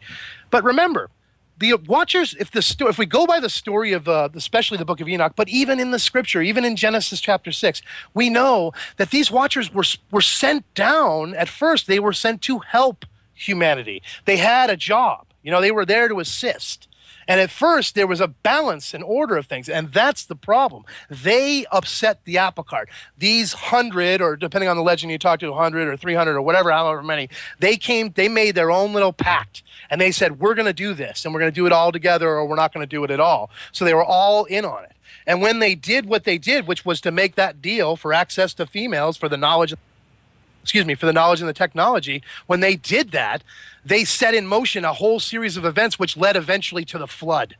Because the Elohim said, this is wrong. What has happened, they've considered all the human flesh defiled. And this is important because we see over and over again in the Old Testament especially, we see references made to genetics. You remember how many times have you heard people say, how come the God of the New Testament is the God of love, but the God of the Old Testament is this God of wrath, and he kills everybody and sends the Israelites in to put everybody to the sword, man, women, children, animal, everybody, right? It seems so dark and so horrific that he would be so merciless, right? But if we consider that this is from a perspective where all those villages of people had been defiled by the standard, they were half-breed, half-Nephilim, some of them monsters, according to these accounts, giants and strange chimera, then it puts everything kind of in a different perspective. Maybe there was a different reason. And of course, when we move forward, when when Joshua takes the helm of the Israelites and they go into the promised land, the first thing they do is have to kill all the races of giants in Canaan. There's giants everywhere. And then so you ask yourself, okay, let's back up a little. The Elohim said that all of the earth, all of the flesh was fallen, so we have to wipe it all out. The flood comes, wipes everything out. Well, it obviously didn't. Obviously, some people survived. And actually, I've found a legend which says that the famous giant Og, O-G, Og, King Og, that he made a deal with Noah at the last minute to hang on to the outside of the ark, and he rode out the flood on the outside of the ark, a giant named Og. And then once the flood stopped, the waters receded, he jumped off the side of wherever they were and reestablished his kingdom in the land of Canaan. And he was there, his people were there when Joshua and the Israelites showed up. Now, if I don't want to go back to this Hollywood portrayal, but this theme of the Watchers being the good guys, but archons have always been influencing bad things throughout history.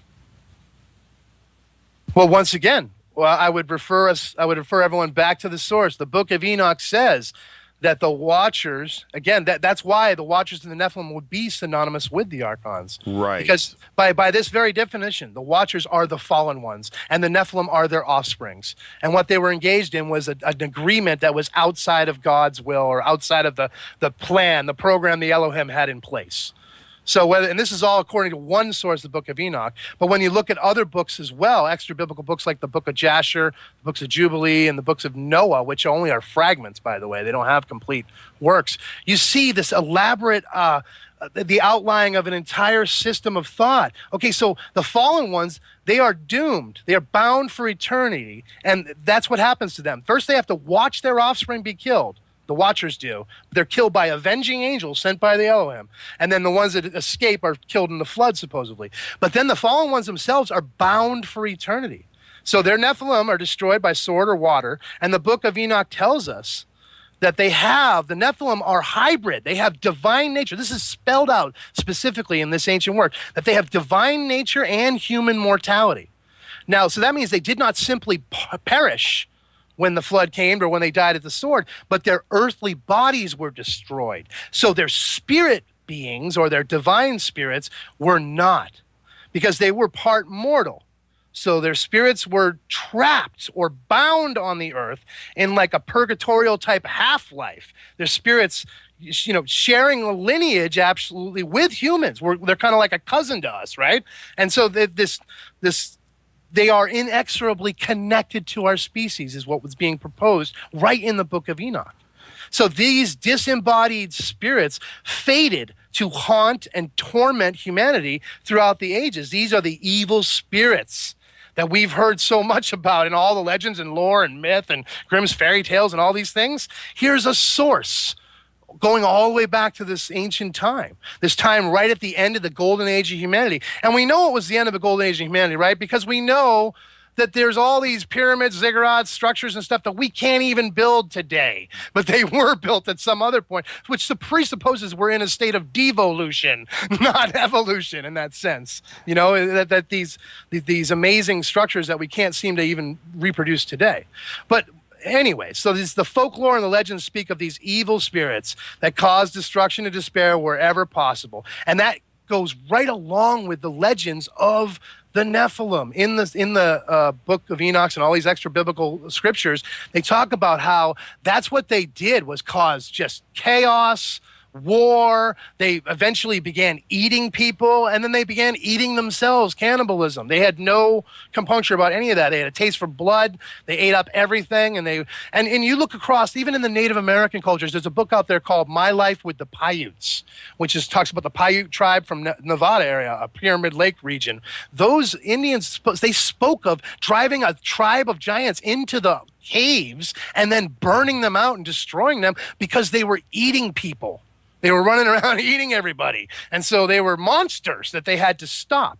And also, if you look at the European legends we're told about changelings, people who usually very old or very young are stricken with some near fatal illness or affliction, being brought right to death's door, and then only suddenly having a spontaneous recovery or remission. And when all hope was lost, right? But there seems to be something different about them now. They have, they're served colder, darker, maybe they hurt small animals or commit petty crimes or whatever. And that's the story of changelings. The idea that right when they were about to leave their spirit, another disembodied spirit steps in and lives out the rest of the life of that body. So this is all connected to this idea. And then if we move forward, like I made that allusion about the top candidates of the presidential race, the probable candidates, right? A Bush and a Clinton. And they're both related to these bloodline families. I've got a chart in my study that shows the royal bloodline of England going all the way back to Jesse, the tribe of Jesse, King David.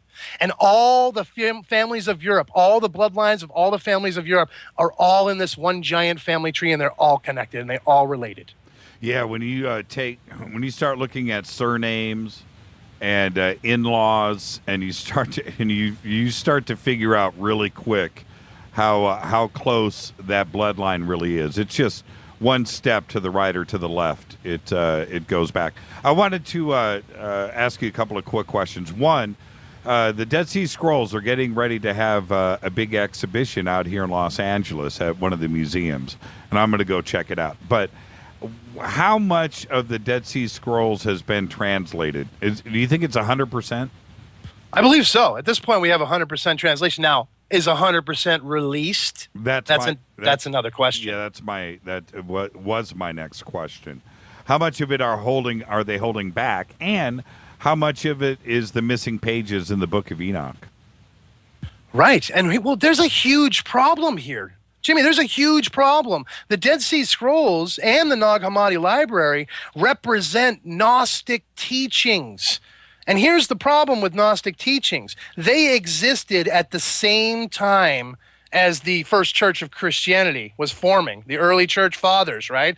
And because they were right there, riding the sidecar in their own little order, and they're at the same exact time as the first church, they proposed a threat to the power structure because they had the true gospel. They knew what had happened. They knew what's being proposed here is, I'm not at all trying to say there wasn't a way of liberation or salvation that was offered by the one we call Jesus in our historical or religious understandings today. I'm not at all trying to disprove that one bit.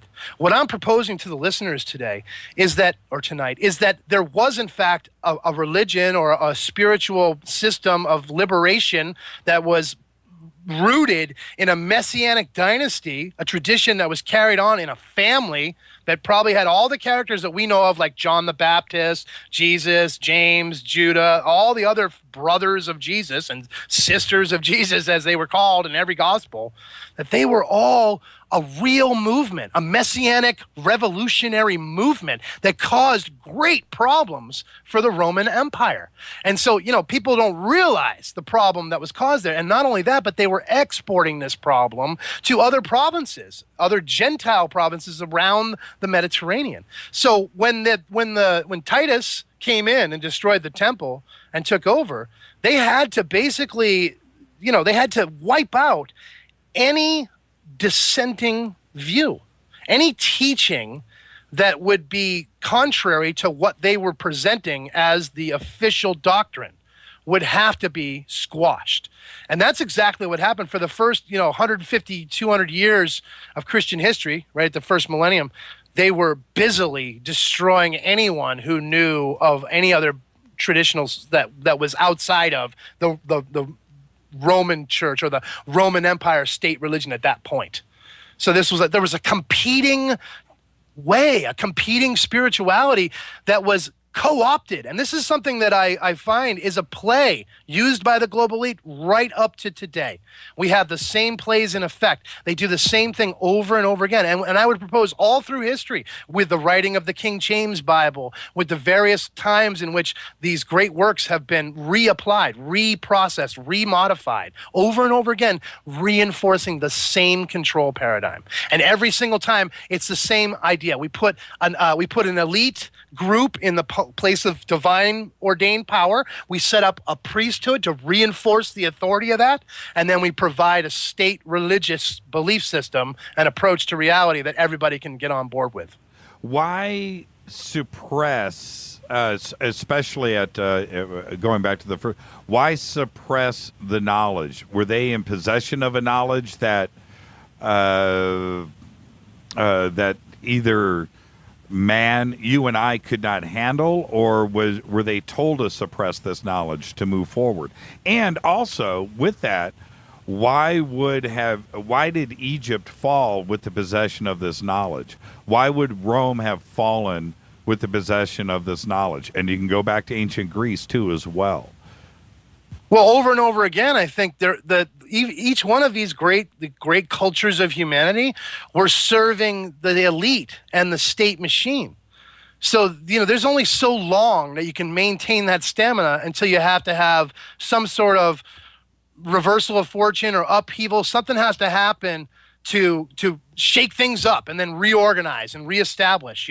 There's got to be a constant upheaval. It creates a sense of cognitive dissonance, number one. But you say, why suppress all the knowledge? Well, control of knowledge is one of the most powerful ways to control reality. If you create a version of reality that has much of the important aspects of it removed, much of the potential of where we can go as a species removed, well then, you really have power. You have everyone adhering to your version of what's possible. This is huge. Because I agree with you. And when I look at all of the great cultures that crumbled and re-crumbled, I'm looking at the United States today, where I would have never thought, 20 years ago that we were headed for a bad ending. But it just seems like our culture, this great civilization that we have built here in America, that we're about to repeat history again. When I look at, there's no way that Egypt could have crumbled. There's no way that Rome could have crumbled. And you look at Portugal or France or the United Kingdom. These were all great powers at one time that are not there today. And here with the rise of the United States, and are we going to be a victim of this again? Are we repeating ourselves? Well, Jimmy, masses of people can be made to believe or do anything that they want. When they can be manipulated through image and emotion over and over again. And the high level of technology we have in place now, multimedia, we can sculpt emotion. I was just talking to a friend of mine about how just having the television on in the background, if you get too close to the television, you get sucked in emotionally. You hear music, you see images, you get sucked in, and now you're committed for the moment. Your awareness is committed, and it's insidious. You have to pull yourself away from it. It's one of those things, but this is just a small example. But the reality is this was known. The terra incognita of the mindscape of humanity was known all along. It was known back right when the flood hit. I mean, I would propose this is exactly the same playbook that was used right up to today, right with 9/11. Right, with any false flag event that occurs in our history. It's the same exact principle. When the flood happened, that was a worldwide cataclysm, right? At least the known world of those paying attention in that area where the flood happened, which I do believe happened probably 10,000 years ago. And when that happened, there was a group of people or entities, if you will, or people that were possessed by entities. I'm not at liberty to say specifically, but what I know is for certain is some sort of pathogen entered our species at that point, right at the point of catastrophe.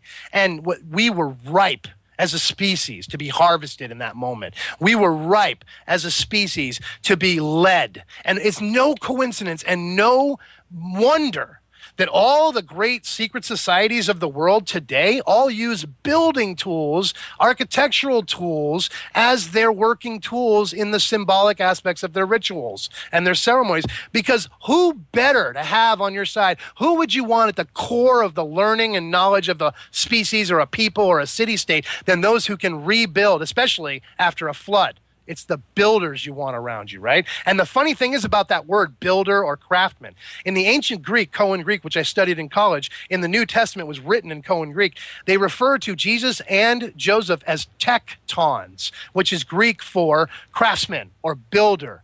And remarkably, in today's colloquial Greek, the language of Greek, they call Freemasons tektons. So it's a remarkable little linguistic parallel there. Yeah, if we hit rock bottom, the last guy I'm going to need on my side is the guy that writes code for a computer. That's the last guy I need. I need a guy that can build me a house and start me a fire. Exactly. If this system that we're currently residing in, if it failed tomorrow, the most important people in our culture would be those who knew how to build stuff and how to fix things and how to make stuff. Those would be the most important people, right? And of course, that's what we're talking about here. So moving forward, if that great secret, the great secret of consciousness is that it can be manipulated. We are prone to error. We are prone to novelty.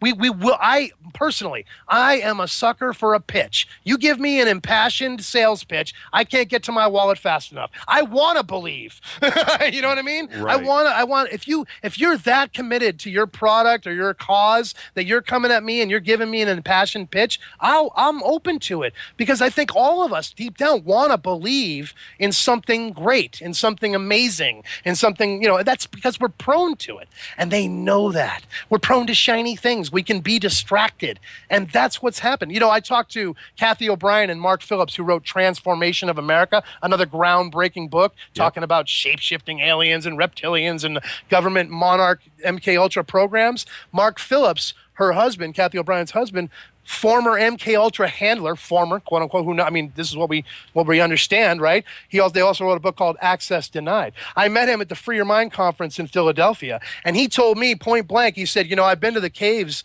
in southern France. And I said, oh, yeah? And you know what he found there? He said he found, the caves we're talking about, the Neolithic caves that have like the ochre handprints, the red handprints on the wall, and the depictions of primitive ritual ceremonies. Well, what Mark Phillips says is on those walls in those southern France Neolithic caves is a full pictorial depiction of CIA monarch level MK Ultra mind control conditioning, trauma-based mind control conditioning going on in the primitive Neolithic cave drawings in the southern France caves. This is mind-blowing. He said it's exactly the same stuff the CIA's doing. 35,000 years old.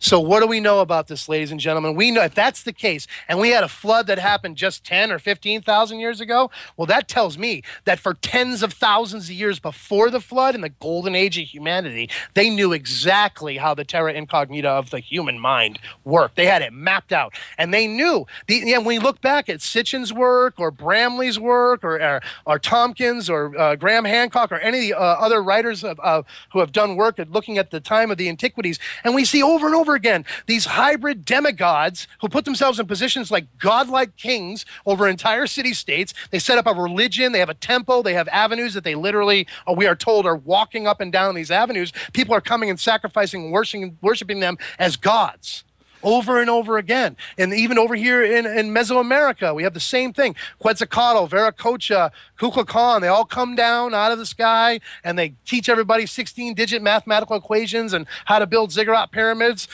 You know what I mean? Right. And it's just over and over again, the same theme being played out. You said at the beginning of our conversation, and somehow here we are an hour later, and we didn't get back to it. You had said when you had started plowing into your research with the Freemasons that there was a parallel secret something running alongside it. What were you? We didn't get back to that. What was that secret something running parallel to the Freemasons?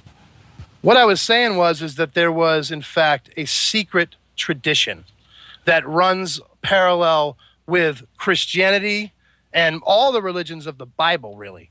And what is that secret tradition? This is the secret tradition that Jesus himself alluded to. He says in Matthew, first he says, to you it has been granted to know the mysteries of the kingdom of heaven, Matthew 13:11. But to them it has not been granted, them being the outside masses. And then he says in 13:12, for whoever has, to him shall be given more, like the law of attraction. If you believe you have abundance, you'll have it. And then, so it's like a hermetic principle right within this same little verse. And then the final one says on 13:13, therefore I speak to them, the people, in parables, because while seeing they do not see, and while hearing they do not hear, nor do they understand. So he keeps referring, and later on he makes another reference about how he's going to teach them a secret tradition. As a matter of fact, Nicodemus and Joseph of Arimathea are both initiated, we're told, in the scripture, I think it's in the Gospel of John, we're told they're initiated in secret at night. So you wonder, what was the initiatory? What were they being initiated in secret? And he alludes over and over again to this secret tradition. And once we look at like the Freemasons in America, for example, in the 19th century, it was illegal to print the ritual of Freemasonry in a book.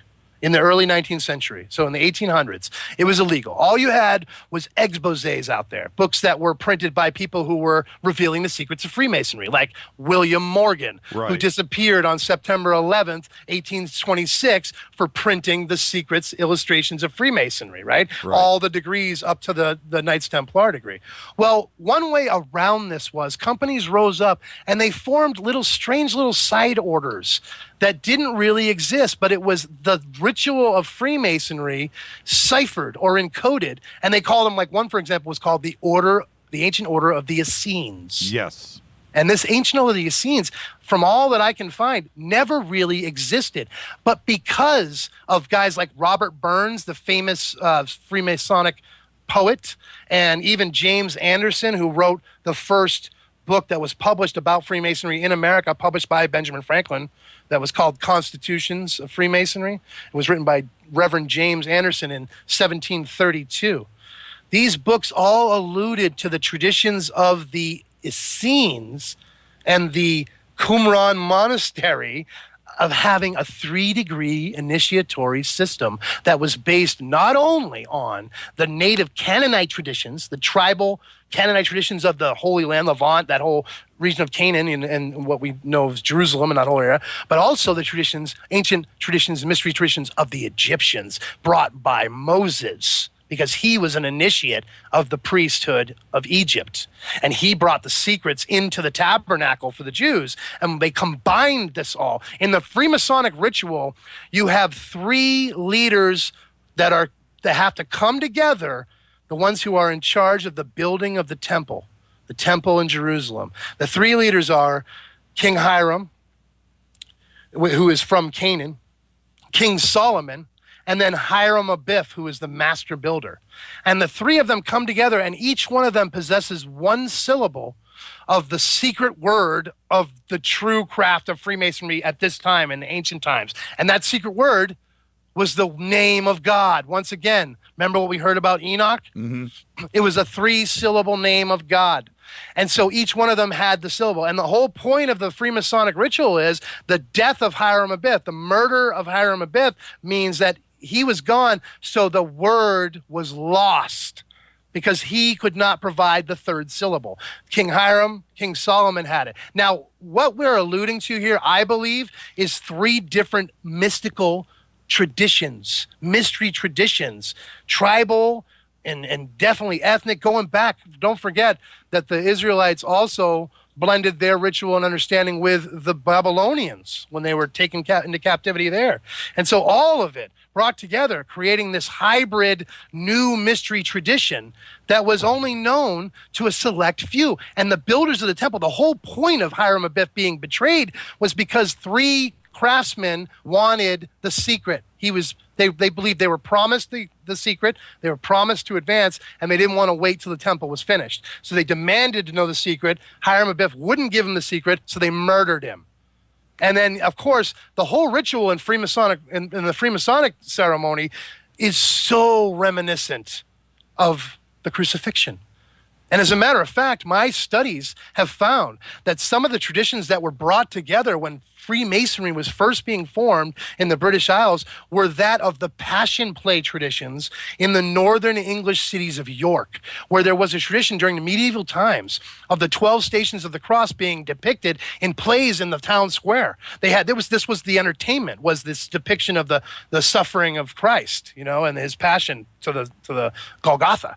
And so these traditions, it is proposed in a book that's written called The York Mysteries Revealed by a Reverend Neville Church, I think his name is, or Neville, I can't remember his last name, but this reverend from England who proposes that the Passion Plays were altered, modified to be depicted as the murder of Hiram Abiff. And all of it being connected, alluding to a secret tradition in a very Dan Brown-esque way, a secret tradition that's been running sidecar along history. And that would you'd understand why the church might have something against Freemasonry or something against the Knights Templar or various other organizations who claim to have occult knowledge. Now, we're going to be up against a break, but is the Knights Templar, that esoteric order, and the Knight Masons, are they related to the Knights Templar by name only, or did they carry something with what the Knights Templar had discovered at the Temple of Solomon? Well, they would love, I think, for everyone to believe that. But, Templar Masonry and the idea of the Templar mythos is a powerful, symbolic, and traditional ideal that is embraced by many Freemasons around the world. But in reality, there's some things that people need to know. And this is part of my book, The Secret War Inside Freemasonry, which, I elaborate tremendously. And this book is small. It's only about 125 pages, but it's a codified manual. Anybody who reads my book will come away with a working knowledge of American Freemasonry, its history, its process, and my personal experience involved in it. But I was made a Knight Templar, a Masonic Knight Templar, through the York Rite system within the Freemasonic structure. This is an order that is basically a paramilitary order. It's patterned after the post-Civil War uniforms and drill formations. It's very, very patriotic and very civic-minded, charitable. A lot of law enforcement and military guys get involved. And originally, these orders were huge in America in the 19th century. A lot of it because, well, for example, during the Civil War in the 1860s, a lot of people served. A lot of people were veterans at the end of the Civil War. But some people weren't. And if you were a man who lived in a town where you were surrounded by a lot of veterans from the Civil War, a great way to kind of be, get caught up in that camaraderie would be to join a paramilitary order like the Knights Templar, the Freemasonic Knights Templar, and then you could all get in uniforms, have ranks, do drills, march in formation and play soldier is what it really was. And to this day, it still has that. Very little in the way of esoteric, symbolic knowledge being bequeathed. It's alluded to. It's definitely alluded to in the ceremonies and the rituals, but it is not openly taught. And it's very Christian in Orient, too, the Knights Templar order. So it's very You have to be willing to say that you're a Trinitarian Christian or have a belief in Trinitarian Christianity to be a member, to be made a member. And so for me, I use semantics because I was willing to acknowledge Trinitarian Gnostic Christianity or Coptic Christianity, which I consider to be a more ancient form of Christianity than the Holy Roman Church. So I kind of sidestepped the issue, Yeah, let's stop right there. Let's take a break. When we come back, we're going to ask Frater X about 100,000 years of lost human history. I'm your host, Jimmy Church. This is Fade to Black. Tonight, Frater X. Tomorrow night, Scott Wolter, America Unearthed. I'll be back right after this. Stay with us. KGRA Radio. Intelligent talk. Are you a paranormal investigator, ghost hunter, or UFO skywatcher? If so, FNGinnovations.com has the product you definitely need in your investigations kit or go bag. Introducing the Morpholite Wide Beam Tactical Flashlights that put the light where you need it most. Traditional flashlights shine a focused round beam with limited line of sight in the dark. Morpholite Tactical Flashlights change all that, utilizing a revolutionary wide beam design to enable you to see safety hazards such as hanging wires and steel, pipes, and holes in the floor you just can't see with a focused round beam. In the field, where safety is paramount, a 180-degree beam increases orientation and peripheral vision in the dark. Morpholite flashlights are ideal for investigations in abandoned facilities such as houses and hospitals, factories, caves, and tunnels. Avoid those low-hanging tree branches that poke your eyes in the woods. Visit FNGinnovations.com to see a full line of tactical lights and accessories. That's FNGinnovations.com. Now you can find all your favorite talk radio shows live, all in one place at TalkStreamLive.com. Listen from anywhere, office, home, or in your car. Just go to TalkStreamLive.com and click on one of the many live talk show hosts you want to listen to. It's free and easy. No computer? Download the smartphone apps. Never miss your favorite talk show. Find them all at TalkStreamLive.com. Hey everybody, what's up? Jimmy Church of Fade to Black, and check this out. The 2015 MUFON Symposium will be held this September 24th through the 27th in beautiful downtown Irvine, California. Expanding ufology, opening new doors in academia, industry, and media. Former Defense Minister of Canada Paul Hellyer will be there in person. Former CNN news anchor Cheryl Jones, TV news journalist Jaime Maussan, and MUFON's chief photo analyst, Mark D'Antonio. They're just a few of the growing list of names for the 2015 event. It's September 24th through the 27th at the beautiful Hotel Irvine. Get your tickets today at MUFONsymposium.com. That's MUFONsymposium.com. Go Beckley Teppy.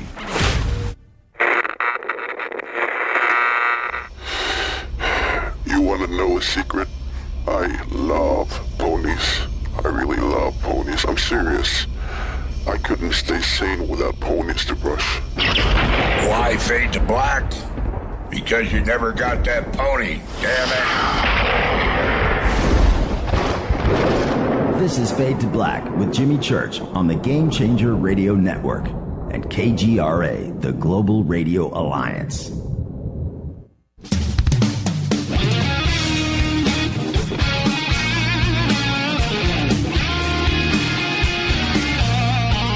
All right, welcome back.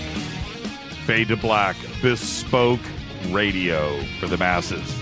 I'm your host, Jimmy Church. Tonight, Frater X is with us. Frater FX. Cortana just tweeted out, and I'm in agreement here. She says, so how do all of these orders that Frater is part of feel about him just giving away all of their super secret, awesome secrets? Well, unfortunately, a lot of members of these orders don't even know what the secrets within them are. They don't even know what they possess.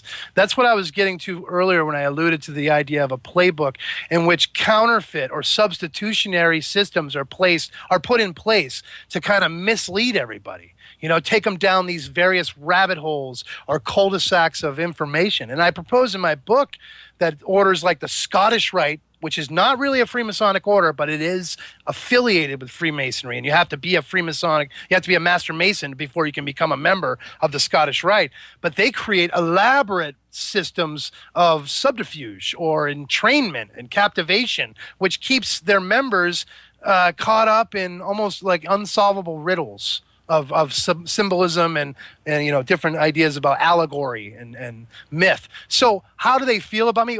Basically, I think that I'm in a situation right now where the knowledge that I am providing, the information, the inside understanding and interpretation of all of the symbolic teachings within Freemasonry is so rarely even understood that it's almost its own marginalizing effect. Because nobody really knows anymore in the lodges. I have plumbed the depths of knowledge of people who were 35-year members, and they had no clue what I was talking about. Not because it's not true, because I went into these private libraries and these huge collections of research material and books going back hundreds of years. And I mean, this is at the core. These issues, these principles, these ideas are at the core of these rituals, and the interpretation of the symbolism is there as well. But the average Mason in America, especially, that's really all I can speak to because I've never been to lodges outside of America, but in America, they just don't learn about it. It doesn't matter. They're told, once you're made a third-degree Master Mason, you don't have to do anything else. You're a Mason. That's it. You get a card, you get a pin, you get a bumper sticker. You're good to go. You never have to do anything. Show up for the bake sale, show up for the barbecue, whatever. That's it. And that's the way they like people to just settle for that. Because if they actually were to take time and start to unpack and look and apply the knowledge and the wisdom traditions that are encoded within the systems, well, they wouldn't be very easy to manipulate, would they? Because people who are armed with critical thinking don't go along with whatever the elite or a small group of people, cabal within the orders and structures want you to go along with. People who are compliant and who are obedient are usually undereducated. Because it's a lot easier. Why become a Knights Templar or a Knight Mason or a Druid?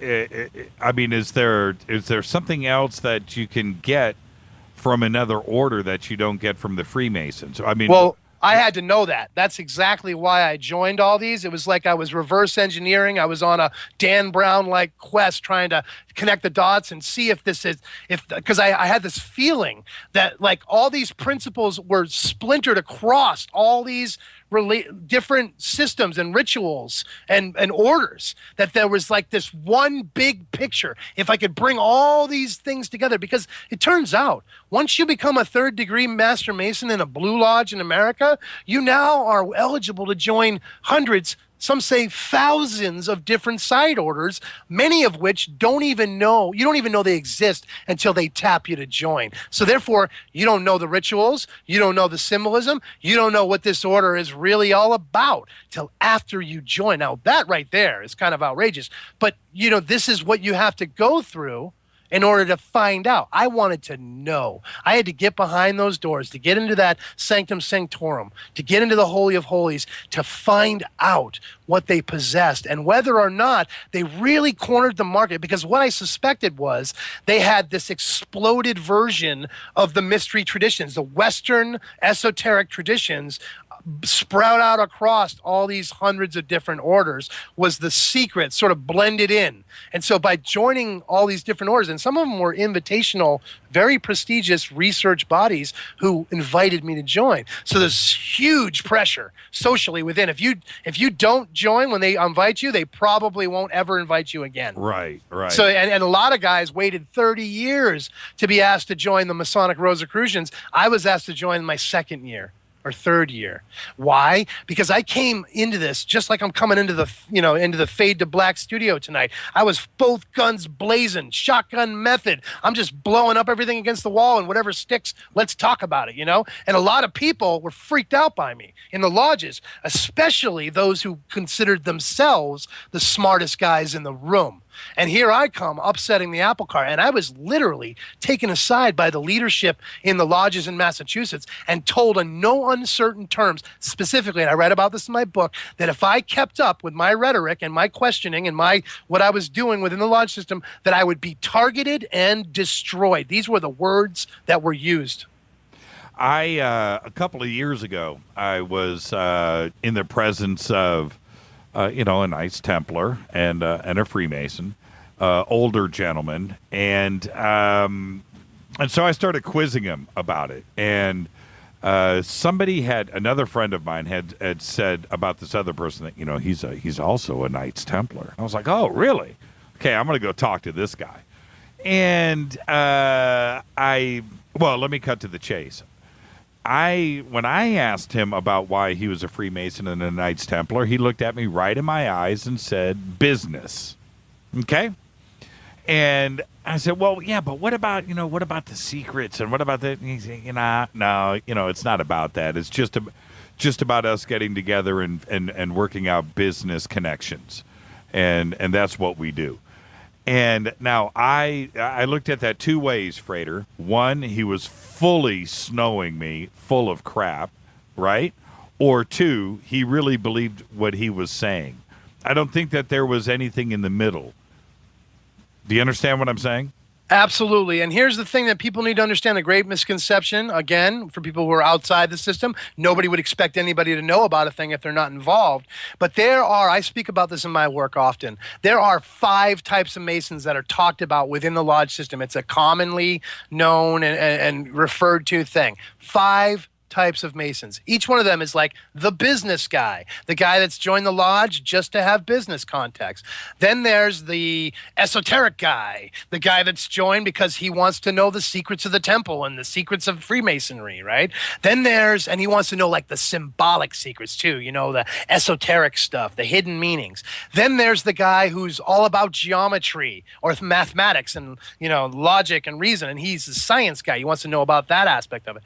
Then there's the guy who just wants to be a part of the good old boy network, and that's why he joins. And then there's the guy that's like the charitable guy who wants to be in charities. So each one of those guys has a different place in the lodge, and to varying degrees, they get something out of it. So the lodge becomes all things to all men on that very visceral, very base level.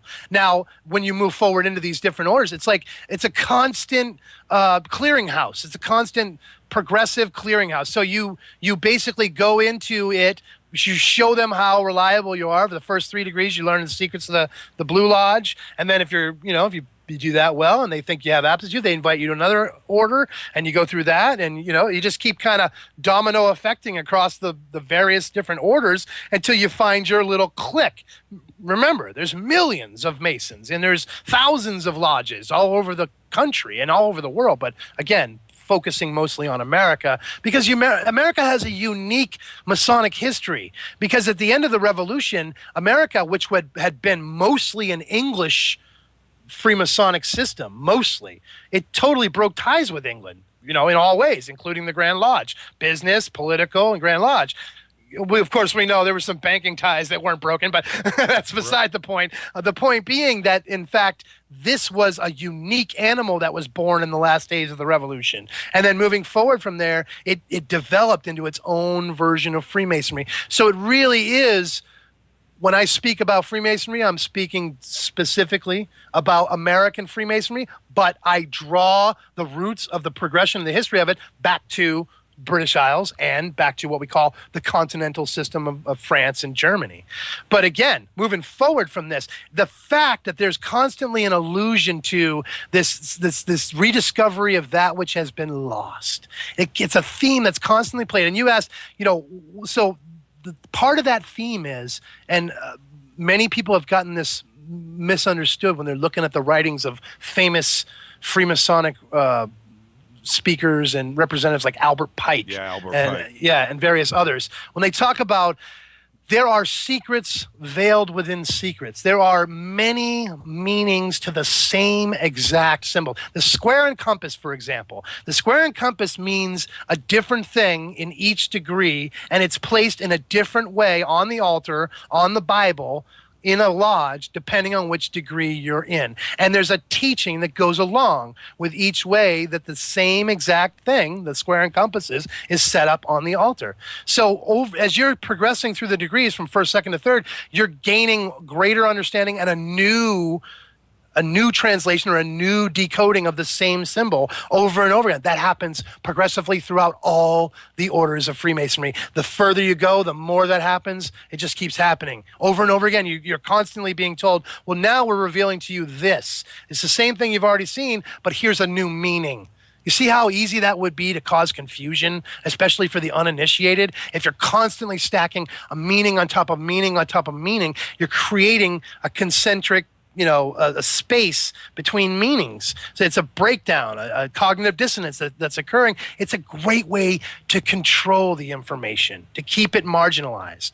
And that's at the core of all this. When Freemasonry was beginning as a Renaissance Protestant self-help program in the time of the Renaissance, moving forward into the time of the Enlightenment, it became less about that and more about a social institution and more about a place to condition the populace that were in the lodge to approach reality from the preconceived false model that was being applied.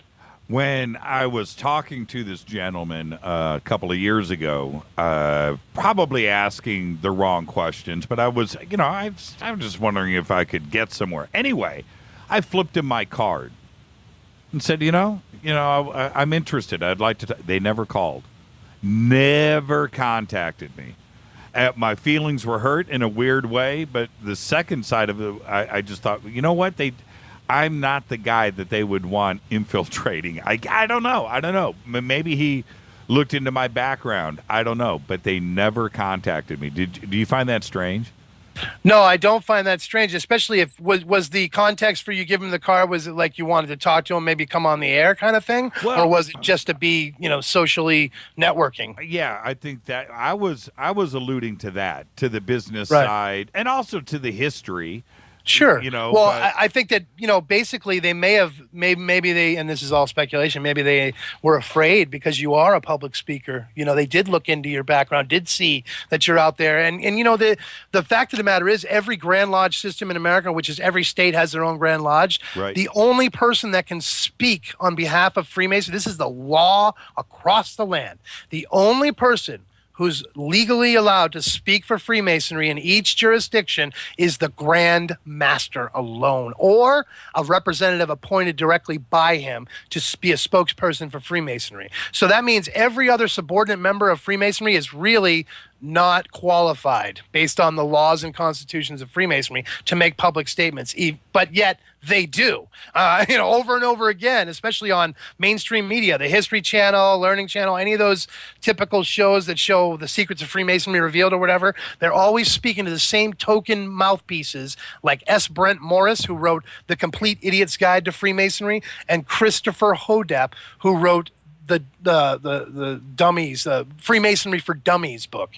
These are, right there alone, that seems remarkable to me too. Like The Complete Idiot's Guide to Freemasonry. So you're calling your readers complete idiots? Is that what's going on here? And then, the same thing with the Dummies. But these are contrived books. I've gone through them, and I break them down in my book, The Secret War Inside Freemasonry, which show that they're false. They're misinformation that's being presented. And these gentlemen, the ones that wrote these books, are always quoted and referred to, and the soundbite is from them, and they're recognized and identified on the screen as 33rd degree Scottish Rite Freemasons who have absolutely no jurisdiction or right to speak for Freemasonry because it's a separate order. Yet they're the ones invariably over and over again who are speaking Freemasonry on TV. And I guess in a weird way, I thought that maybe they would look at me like, hey, man, we can pull this guy. Like Rosemary's Baby. We'll bring him in here. We'll screw his brain up, and then we can use him to spread a message on our. But it never happened. Frater, I'm telling you,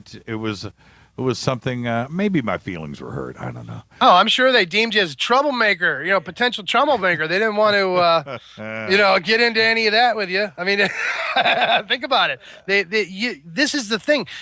Us who are way showers. You're a way shower. You're a cage rattler, Jimmy. We're conducting a cyber insurrection, a sonic revolution right now. We're busily reinventing or reverse engineering reality. The idea of this secret hidden history of humanity that has all these other implications that we are never privy to. And then they're simply hidden in plain sight. Like the ideas from the story of Noah. The story of Noah, whenever you see a depiction of Noah anywhere in a biblical drawing, he always is a guy wearing a robe with white beard and white hair. Now, as a child, I always kind of thought, oh, that's because he's old, right? But no. It turns out, according to the extra biblical books like the Book of Jasher, Book of Jubilee, Book of Enoch, Book of Noah, that Noah was born. He was a remarkable birth. As a matter of fact, his father, Lamech, who was the son of Methuselah, who was the son of Enoch, Noah's father, Lamech, was so troubled when he beheld his newborn child because he believed, well, first of all, Noah had, and according to these ancient traditions, he had white alabaster skin and flaming eyes that had a glorified countenance, it said, and his hair was like flaming wool. So he sounds like an albino kind of, I mean, this is what I take from it. And when you compare it to the ancient images of Noah, that's in fact what we're seeing is a representation. So Lamech went to Methuselah and said, I'm troubled because I think my son is the child of a watcher.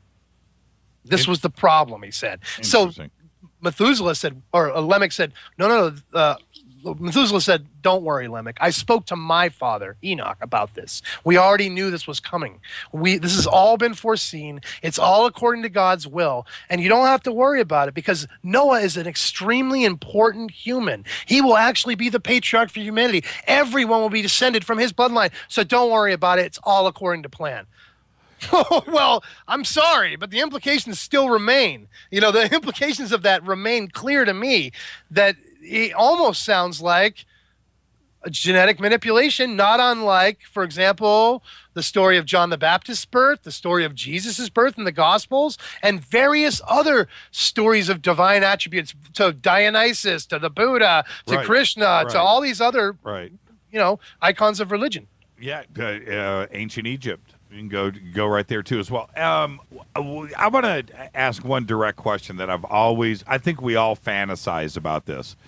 But did the Knights Templar indeed scurry something out of Jerusalem, and does it exist somewhere, be it the Holy Grail or the True Cross or something else or something divine. I don't know, a Ring of Solomon. I don't know. Did they get something out of there? Did they find something? And does it exist today?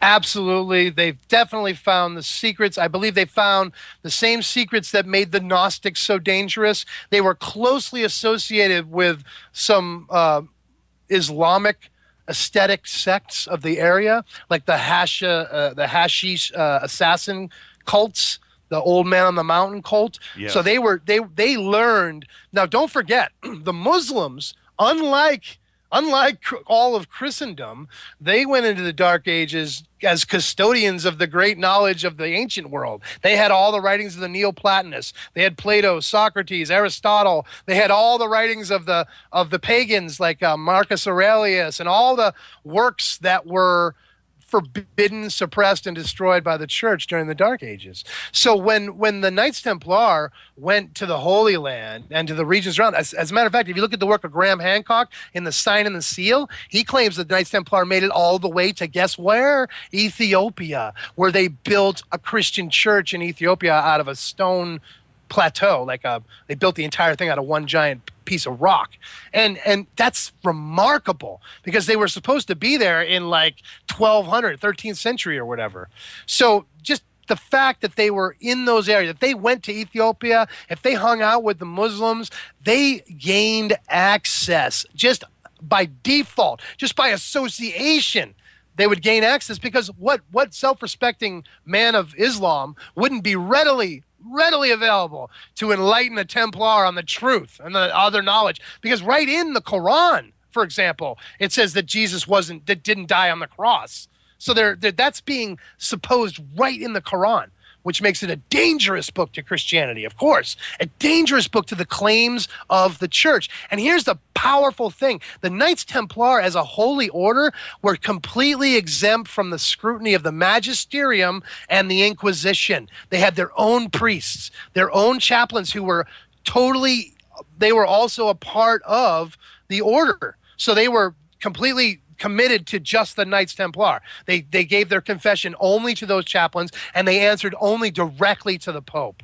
That was huge. I mean, that they have a very unique status in the holy world, in all of Christendom at that place. And I believe undoubtedly that they're being those original 8 knights that were set up in the stables of the Temple of Solomon, who dug into the mound there. They probably found exactly the same kind of caches of scrolls as the Dead Sea Scrolls and the Nag Hammadi Library. Very similar works were probably found. They translated them. They talked to the Muslims. They found out that the church's claim, the claim of Peter as the lineage, the vicar of Christ, the inheritor of the keys of the kingdom, which flies directly contrary to the books right in the New Testament. In the New Testament, in the book of Acts, Paul identifies James as the pillar in Jerusalem. James is the one who Paul goes to. James is the one he has to get approval from. James is the one who tells Paul to go to the temple and make a Nazirite oath to, ritually shave his head, to pay for 2 other initiates to go through the same ritual cleansing in the temple, and then come back and we'll see. But the point is Paul never makes it into the temple because the brotherhood of the knife, the Sicarii, like Judas Iscariot, that's a root word of Sicarii, the brotherhood of the knife. These brothers had taken a blood oath. They had to spill Paul's blood in the sand before they could eat meat or drink strong drink, or some of them even took an oath to not lay with women. The point is these zealots, they had made oaths to murder Paul because they considered him a blasphemer. And he was barred from even entering the temple. But it was James who sent him there. And as a matter of fact, and we know from the works of Josephus, the only historian aside from the Bible talking about this time at the end of the fall of the temple, Josephus says that it was when James was murdered in 70 AD. So that's a good 40 years after the crucifixion, that James, the brother of Jesus, was murdered outside the temple. That's when the people uprose. That's when the Romans eventually destroyed the temple and banished all Jews from the Holy Land, changed the name of the place, and said it was illegal to be there if you were Jewish. It all happened after the death of James. So that's how powerful. But of course, in the scripture, or in the church tradition, we have the gift of Constantine. When he died, he supposedly made the church the inheritors of the line of Peter, and all the popes after that would be the vicars of Christ. But that flies directly in the face of these other claims, and that would be a huge threat to the power structure of Christendom. If we're the ones who are the arbiters and are the go-between between all humanity and God, that claim of authority has to be absolute. We can't have any competing traditions.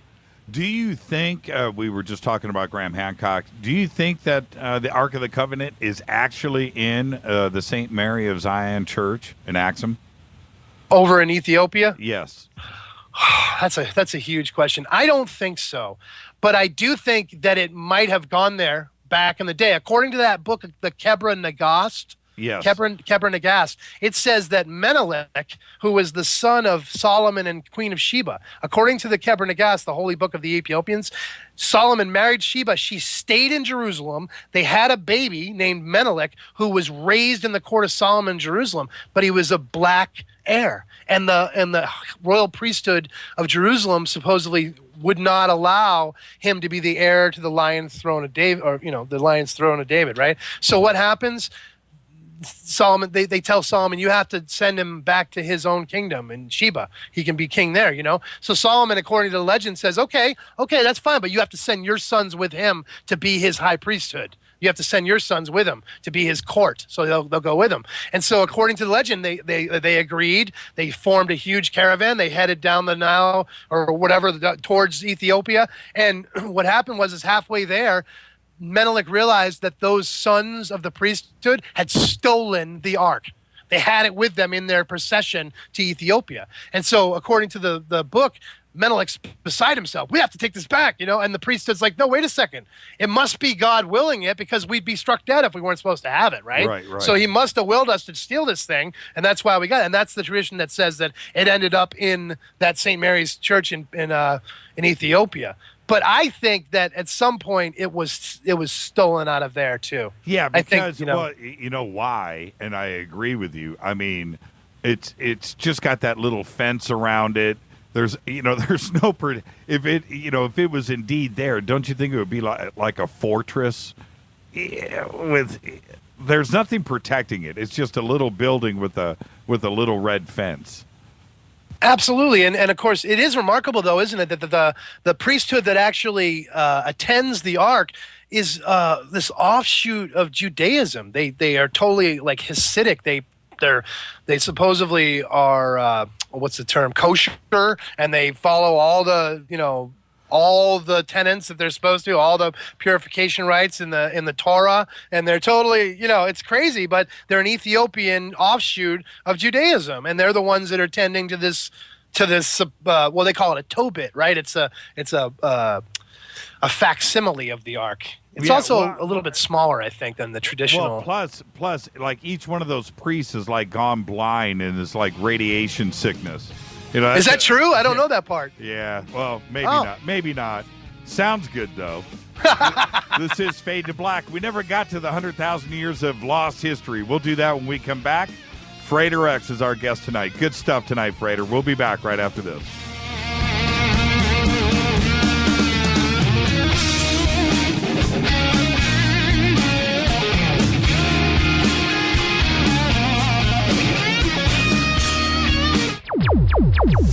Despite popular opinion, reading a book will not make you smarter.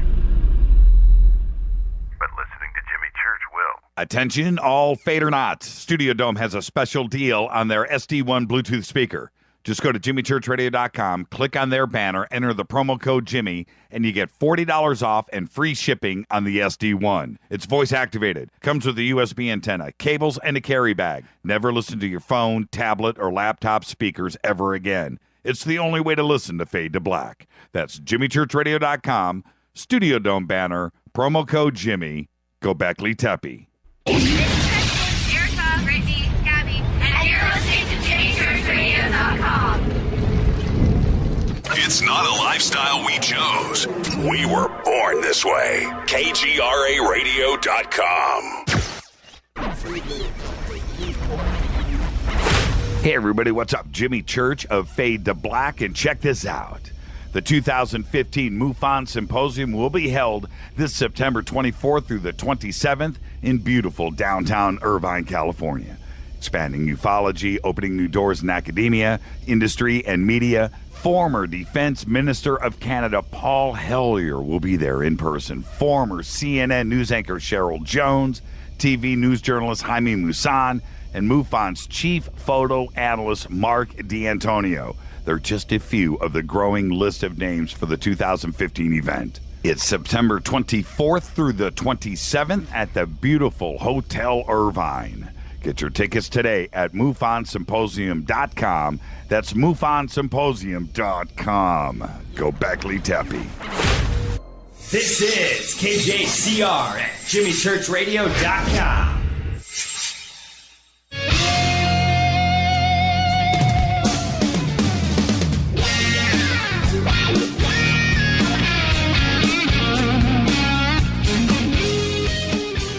Welcome back. This is Fade to Black,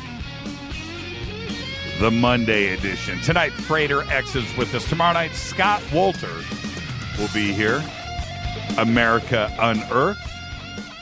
Frater, I don't know how we did it, man. We just cruised right past it. 100,000 years of lost human history. What are we talking about?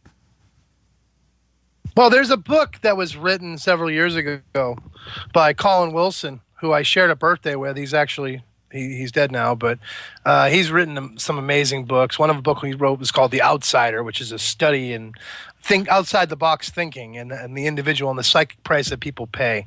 Well, you know, I'm sure you can relate to this next statement I'm going to make, but my experience has pointed to me without any doubt at all, that everything we know is wrong.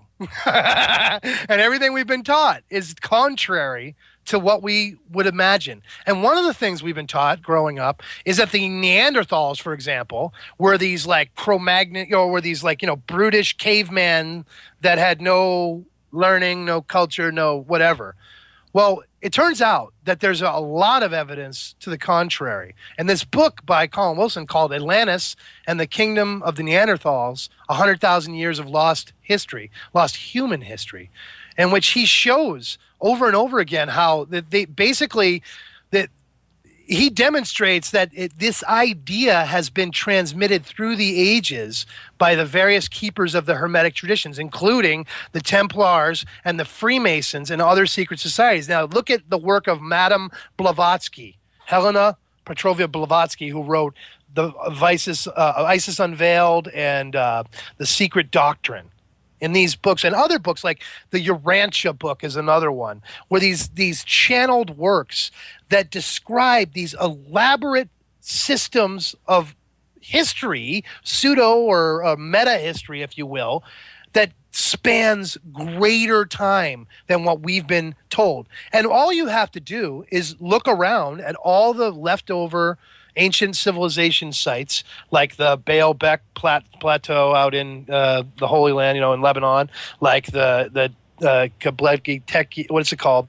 Turkish Göbekli Tepe. Yeah, that Göbekli Tepe. That ruins over and over again. The submerged ruins off of Japan that Graham Hancock spends a lot of time talking about. The ruins and the roads on the Bimini Road off of Bermuda. All these different structures that defy our ability to construct, with blocks so big that we don't even have cranes that can lift them. And yet we're told these were made thousands of years ago by seemingly primitive people in many ways. Well, that just doesn't fit. But if you think about the works of like Vine Deloria, who wrote a book called Creation, Evolution, and Other Modern Myths. And in this book, he proposes a theory of catastrophism.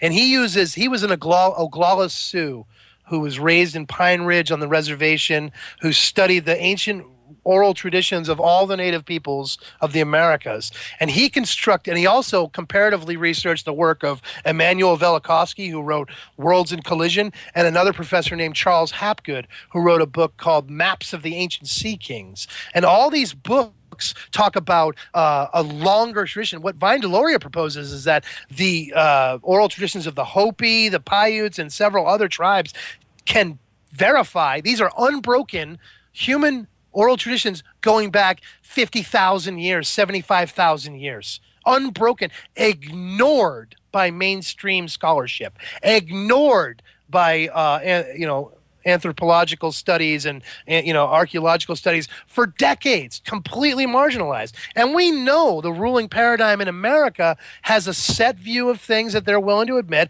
That's why the Smithsonian Institute for so many years suppressed any evidence of giants and the mound building cultures of America, which were everywhere. There was thousands of giant remains found all over America, and usually near mounds and ancient traditions, and yet they were all boxed up by the Smithsonian and disappeared from history over and over again. Why? Why are all these things suppressed? Because it violates the paradigm. And what Vine Deloria says is that the human or the Earth life history, goes through repeated incidents of catastrophe. That's why he calls it catastrophism. His belief is that we have, and in the wake of a catastrophe, we have a spontaneous reemergence of all life. He defies evolution in this book. That's why he calls the book Creationism, Evolution, and Other Modern Myths. He's talking about them as myths. He says they're less likely and less viable than the oral traditions of the native peoples. But when you take and just apply the work that's in this book as a template, you find a whole different version of history emerges. Charles Hapgood in Maps of the Ancient Sea Kings has a chapter called The Civilization That Vanished. And it talks about a global mariner culture that was what they probably called the Phoenicians at one point. But it was a global mariner culture that went back to time immemorial, that spanned the globe and navigated the globe tens of thousands of years ago. How do we know it's true? Right on the cover of the Maps of the Ancient Sea Kings is the famous Dutch Pieris map. It's a leather or an animal skin map depicting the coastline of Antarctica. Before 10,000 years after, or whatever, the coastline it's showing has been under thousands of feet of ice for 10,000 years. Yet this map from the 1500s, from the 16th century, shows a coastline that didn't exist. They verified it in the 70s when the satellite flew over and took geodesic pictures and was able to prove they've matched up the satellite photos to the maps from the 1500s, and they were exact. But what are the implications? Because Pieris, the Dutch navigator, said he got these maps from islanders in the South Pacific, and they said they got it from the gods. But what we know is that it had been 10,000 years since that coastline was exposed. Who did a flyby over this coastline and mapped it almost exactly right? And that's at least 10,000 years ago. How is that possible? Well, it's not only with the Perry-Reese map, for me, it's not only the Antarctica aspect of it, but it's the two coastlines of the United States and the Horn, Cape Horn down at the tip of South America, to have that so accurately depicted back then. Antarctica's part of it, but it's everything else too that was still part of discovering of the New World. Right, and you think about the mound cultures all over the New World, the Hopewell and the Adena tribes, and then of course the Nazca lines, and what is that evidence on? Here's another thing I just thought of too. When the Templars lost the Holy Land, they fell back to Malta. Okay, that's where they fell back to. The fall of Acre put them on Malta, that island outpost in the Mediterranean, like Cyprus. Right? Legend has it that there are extensive catacombs and caverns and underground volcanic passageways on the island of Malta, and that they found scores of giants with elongated heads and all kinds of crazy artifacts in these catacombs and caverns and stuff on Malta. And I guess also on Cyprus, as somebody else told me. I haven't verified that yet, but I do know about the Maltese catacombs. And here's a crazy thing. In the Knight Templar degree, you have to qualify by first being made a Knight of Malta, and then being made what's called the Illustrious Order of the Red Cross, or the Order of St. Paul. And in the Illustrious Order of the Red Cross, this is what you have to be before you can be made a Knight Templar. So you have to qualify by being made these orders first in the chivalric orders. And in this tradition, they tell a legend about how when Paul was taken from Jerusalem and brought to Rome, they stopped at Malta. And according to the tradition, he was warming his hands by a fire when a snake jumped out and bit his hand. He pulled the snake away from his hand, the snake died, and Paul didn't. And that was supposed to be evidence of his holiness, you know? But this legend is woven into the Illustrious Order of the Red Cross. Why is that important? Well, it just so happens that these catacombs and caverns in Malta, where they found the giant remains, there's a legend that says this was once part of the kingdom of Atlantis. If you imagine Malta and Cyprus being a peak city, a city on top of a mountain peak, if the water level was way lower, right? Then you'd have a continent in the center of the Mediterranean, and you'd have these ancient catacombs would serve a greater purpose. Again, evidence of a far older human history than what we've been taught. This is one of my crystal balls, and I was speaking with a mutual friend of ours last year about Malta. Malta is you know, we talk about Göbekli Tepe, and we talk about Giza, and we can talk about Athens, and we can talk about Rome. We can talk about all these civil.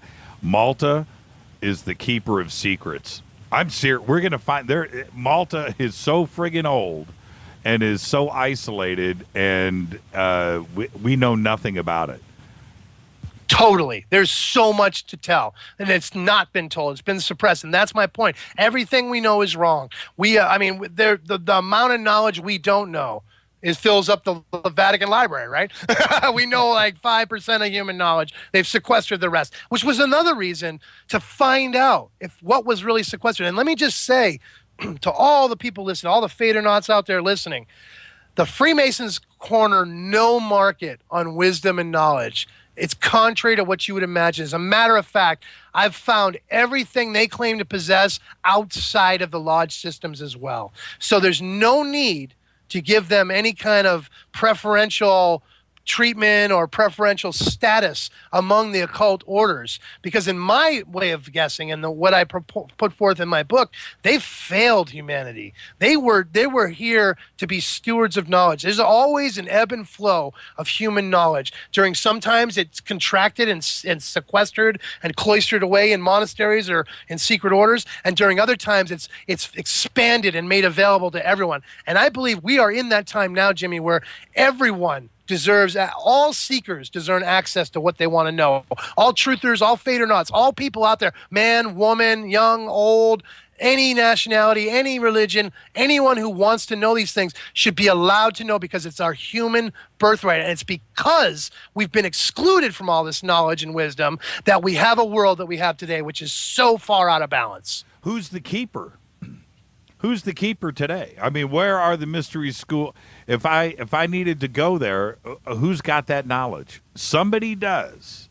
Well, there are plenty of techniques that are offered in various spiritual systems, religious systems, and mystical programs. There are plenty of different systems. It's all preferential, right? But at the end of the day, it's really about getting in touch with that intuitive, luminous epinoia within, because it's really getting in touch with, this may sound new agey to people, but I honestly believe we can gain access to ancient knowledge inside of our very own consciousness, encoded in our very own DNA. With the right techniques to unlock those secrets that lay within us, we can gain access. And don't forget that the shamanistic traditions of humanity, which are still the most potent mystical traditions of humanity, are all like remote viewing or remote influencing, where individuals derange their senses voluntarily through various methods, whether it be dervish dancing, fasting, or entheogenic substances. Whatever they're doing, they're deranging their senses in order to gain access to things.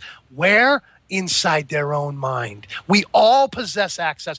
Where is the keeper? The great keeper is inside your own mind, Jimmy. Right there inside your own little bone box with that little sleeper, or that thing that exists inside that box, that brain that's completely shut off from the entire physical realm, and it's completely relying upon our five senses to reformat reality inside this dark liquid tomb almost, or a womb, right? It's in there. It's just like the Platonic allegory of the shadows on the wall cave. The cave of the wall of the cave. We only see the shadows on the wall of the cave because our minds are completely separated from reality, And so inevitably, it's all in our heads. Everything we need is there. All the problems and all the solutions are all there. Well, when we look at when we talk about Lemuria, or we talk about the Emerald Tablets of Thoth, or something underneath the Sphinx, or the libraries of Alexandria, we're always looking for this one last piece of evidence from the lost civilization and the history. Does it exist?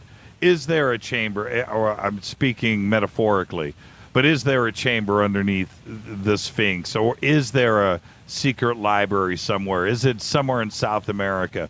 Does this secret knowledge exist somewhere and we just haven't found it yet? Or is somebody in possession of it? Yeah, I think that there's plenty of secret caches of knowledge. There's supposedly a chamber underneath the floor at the Rosalind Chapel in Scotland. Yes. I've heard that there is a chamber under the Sphinx, and then, of course, Edgar Cayce predicted that would be discovered. But, I know from my own personal experience that there are secret private libraries all over the place that you don't even know they exist, where they've sequestered knowledge and information that would blow your mind. It's right there. But again, a lot of it is revised or revisiting of the same perennial information over and over again. But I'll tell you one thing. Here's something that you might find significant. There was a high-ranking Freemason in the Midwest where I joined the lodge, who was a professor at a local university, and he traveled to the Holy Land in the 70s, and he gained access to the Dome of the Rock, and he had connections within the Egyptology department and all these other archaeological concerns around the site. And he came back to the lodge in the Midwest with pieces of rock that he said he got from Solomon's Temple. But he also said that he was allowed access that no one else was allowed to the catacombs underneath the temple, and that he said that everything existed there just like it was laid out in the Masonic ritual, which means that there were 9 archways, just like the Enochian tradition has, and there was a black and white checkerboard pavement, and there was a pedestal with a golden delta, and there was a tessellated border around the whole thing. He claimed, and he reported that back to the Lodge brothers, and they were still talking about it when I joined the Lodge in 2007. And keep going. Yeah. So the point is that verifies the cryptic Masonic tradition that there was, in fact, the word of God or the name of God hidden under the temple, which says that verifies the legend of Enoch, which you just keep connecting the dots. You go from there. It's like reverse engineering a whole new picture of reality. So you're going to be speaking August 1st. Tell us about that, and what are you going to cover? Yeah, we're going down July 30th. July 30th is the first day to August 1st in Austin, Texas, at the Back to the Future conference. And this conference is a lot of different speakers who are coming with all kinds of different angles, but the theme remains the same. It's kind of like end times prophecy, biblical prophecy connected with America and the occult, and of course the whole end times prophecy and days of Noah, Nephilim. These are the main themes. Freeman Fly is going to be there, Rob Skiba, Douglas Hamp, Daniel Duval, and Joseph Marquise. And these are all various researchers who have come from the same kind of topics, that it's sort of all under this blanket of looking. Well, I think the idea of calling it Back to the Future, from the present, we're looking back at the past to decode and identify the future. It's trying, because of the ancient prophecy in the times of Noah, so like in the times of Noah, as the times of the coming of the Son of Man. So there's a theme that's being played out here. And I was invited to join because of this research that I have connecting Masonry to the stories of the Nephilim and the traditions within the extra biblical books. And that's a thing that, I pay a psychic price when I come to to an area with people who have a strong fundamentalist belief in the scripture, because I'm coming at them and I'm saying, look, we have to look at the extra biblical books here. We have to fill in the blanks. There's a whole other story being told than what we've been taught, than what you've been delivered, what's been delivered to you. And that's the most important thing I bring, but that challenges people. And I get, at this point, I'm kind of the position, like, if you're going to tell me that the Bible is the Word of God, then you have to use that same standard on the books that were found in the Dead Sea Scroll caches and the Nag Hammadi libraries. And if you do that, if you're willing to give it the same standard, well, that's a game changer, Jimmy, because those books are telling a whole different story than the ones we've all been brought up with. Cortana just said the obvious right here. She said a few minutes ago, she said, what about the Mason secret police? Aren't you afraid? You even mentioned yourself the Knights Templar. That order is it's the strong arm. Aren't you afraid? And have you been spoken to? Well, like I told you, I was warned when I was actively involved in the lodge that I needed to step in line or I would be targeted and destroyed. So the mere fact that has been, that was put out there then, that kind of freaked me out, obviously, right? But I think that I'm in a unique position that if they mess with me, they would just validate my position, right? I think that in most ways, they'd probably rather just marginalize me and hope that I'll just ignore me. I'll dwindle in obscurity, and I'll have I'll get no credibility. If they targeted me and messed with me, I'm a public person now. I'm out in the public. So if something happened to me, wow, people would be paying attention. So I think that's pretty much what's going on in this situation.